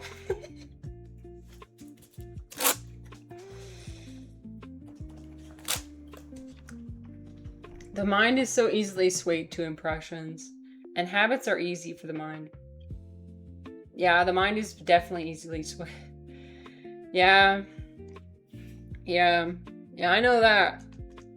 All it takes is the smallest little sound to like set you off, to send you on a different path. If you let the mind just have its way, and that was kind of the point in the beginning. He was like, it's amazing how much your mind will just jump from topic to topic to topic to topic. But that's here's the thing. When we first start out, my mind was doing that. But then around day 8, day 9, whatever, I'd actually improved so much that like I was able to watch an entire episode of Bridgerton in my mind, the whole plot, from beginning to smut. I was able to play the whole thing. You follow a rabbit hole. My mind was sharp. My mind was very sharp. I wasn't applying it in the right way. You're supposed to apply it to the sensations and the body scans. That's the whole point. I was using the wrong... No, not the commercials. No. I would not... Those, as soon as they enter my mind, they exit. I'm not saving those. I was like, I had the whole map of Disneyland in my mind. I know the entire layout of Disneyland, like almost down to the placement of the trash cans. I would put myself at the beginning at the park entrance. I would walk through the park entrance. I would hear the sound, the magical sound of when they scan your ticket, and then you go through the turnstile and you walk through and you see the garden with Mickey Mouse. And then I would see over, here you enter the land of today, tomorrow, and yesterday, something like this. And then you see, like, you walk through, and then there's the pavilion and the fire station and the place where the Hall of Presidents, and you walk through and you see the castle. It's like almost hidden, and then you go to this main street and you can see the castle straight ahead. And I was walking through, I went to like different rides. I rode Space Mountain. I was hearing the music in my mind. First of all, I was waiting in line, and then I walk up to the front of the line. I sit down in my seat. A few things are skipped, right? I skipped a couple things. But then I went through the ride. The music played at the right time. I even got the rush. This is crazy. I got the rush of like, I felt the wind on my face, and I felt the rush of adrenaline. Like, oh, it's about to start. The ride's about to go. And then, it took off. It's really remarkable how much our brains remember. I mean, I know creative one, exactly. Like, it's crazy how much capacity our mind has. And when you're not using it for anything else, it's amazing when you have that one focus point, how much detail you can. And I guess this is something I learned, right? Even because I was experiencing unbearable pain, unbearable and discomfort. In those moments, I could conjure up any image I wanted to. I could take myself to any place I wanted to. I could go to Disneyland. I could go ride Space Mountain at any time. I can do that. I don't have to be there. I think that's super remarkable. Anyway. I know Disneyland. Media is made by people who have that attention span too. Creative one, maybe that's it. Maybe that's why I haven't been able to be creative, is because I've been too distracted. But when I completely free myself from all distractions, it's so remarkable. Okay, here's something, and you guys, let me know what kinds of things you want to stop doing. Here's some things I'm going to stop doing. I've already deleted social media, but like I was using Reddit. I was scrolling through Reddit constantly. I'm not doing that anymore. Reddit, YouTube, I was scrolling through YouTube, the For You page. I am not doing that anymore. I am going to these websites when I want to find a specific video, a specific piece of information. I am obtaining that piece of information and I'm leaving. I am not allowing these websites to poison my mind anymore. It is poison. Bro, literally, when I got my phone and I felt the weight of it in my hand for the first time, and I opened it, and like, I cannot describe to you the amount of negative energy I felt coming from that thing. I opened YouTube. First of all, it's extremely difficult to use. I noticed I was tapping on things, I was touching things, and it wasn't opening. And it was like showing me weird things I didn't want, showing me videos I don't want. I think it's like, I know it's designed. Like, YouTube in the past, it felt like the algorithm was working for you. Am I wrong about this? I felt like there was a time when YouTube, the algorithm was working for you.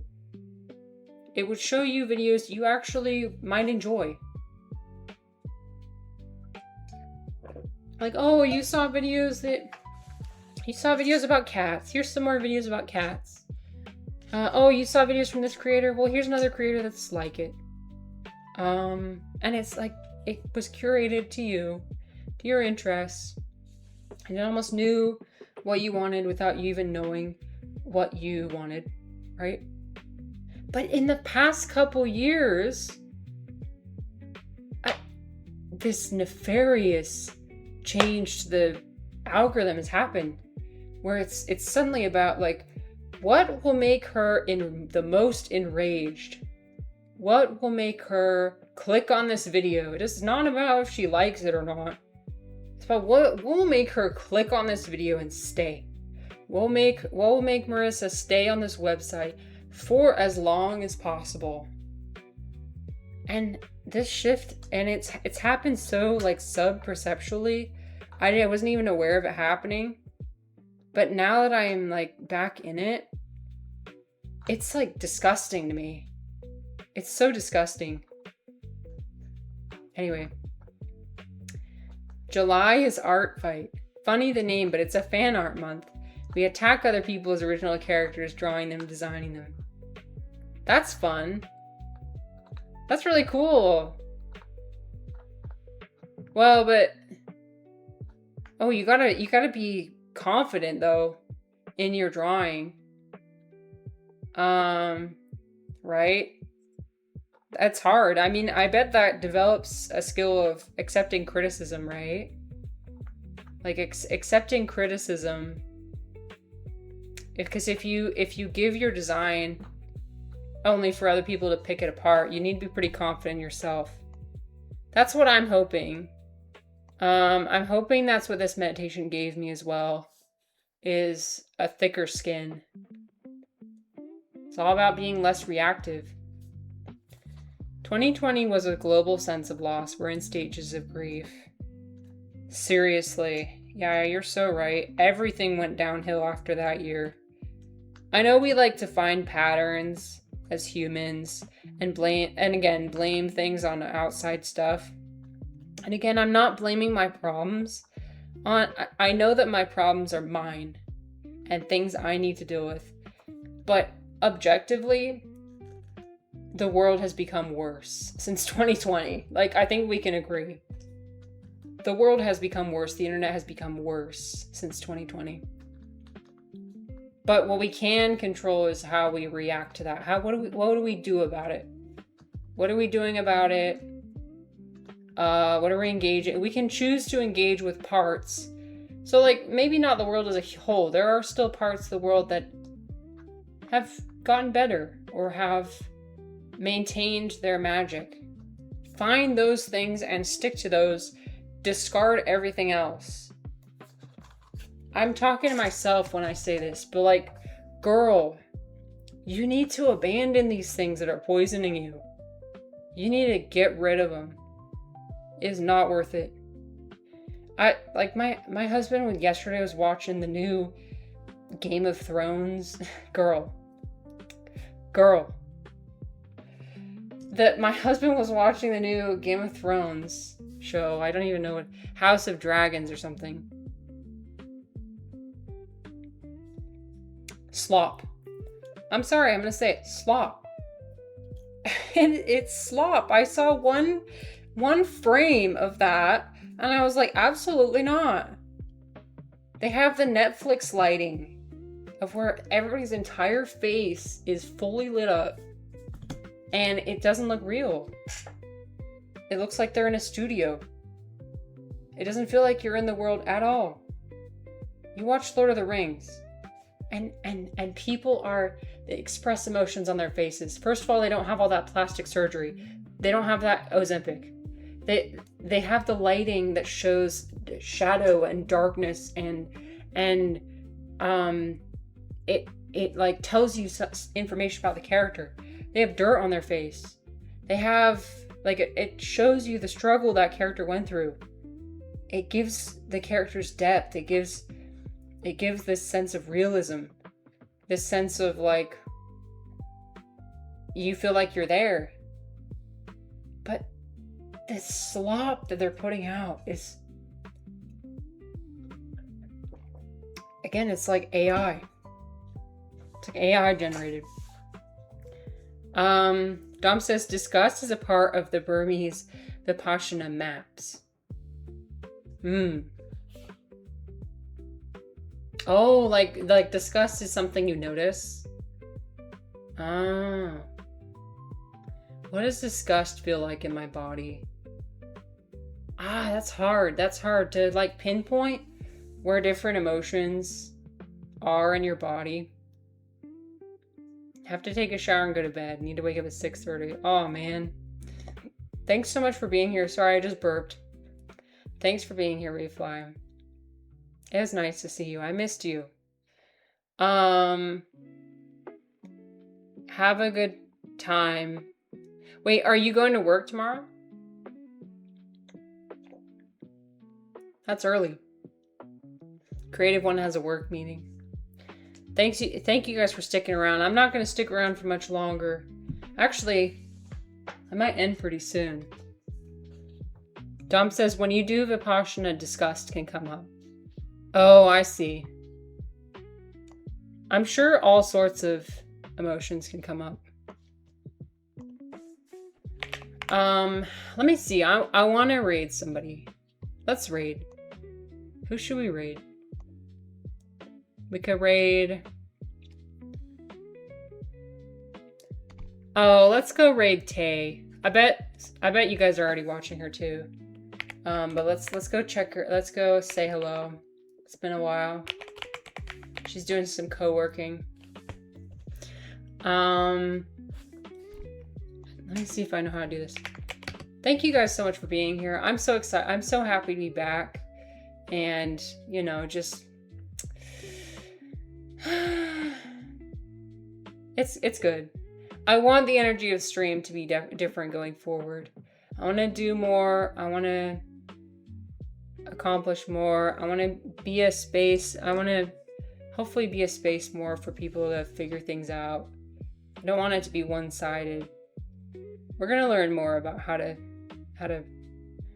provide a good community space. Anyway.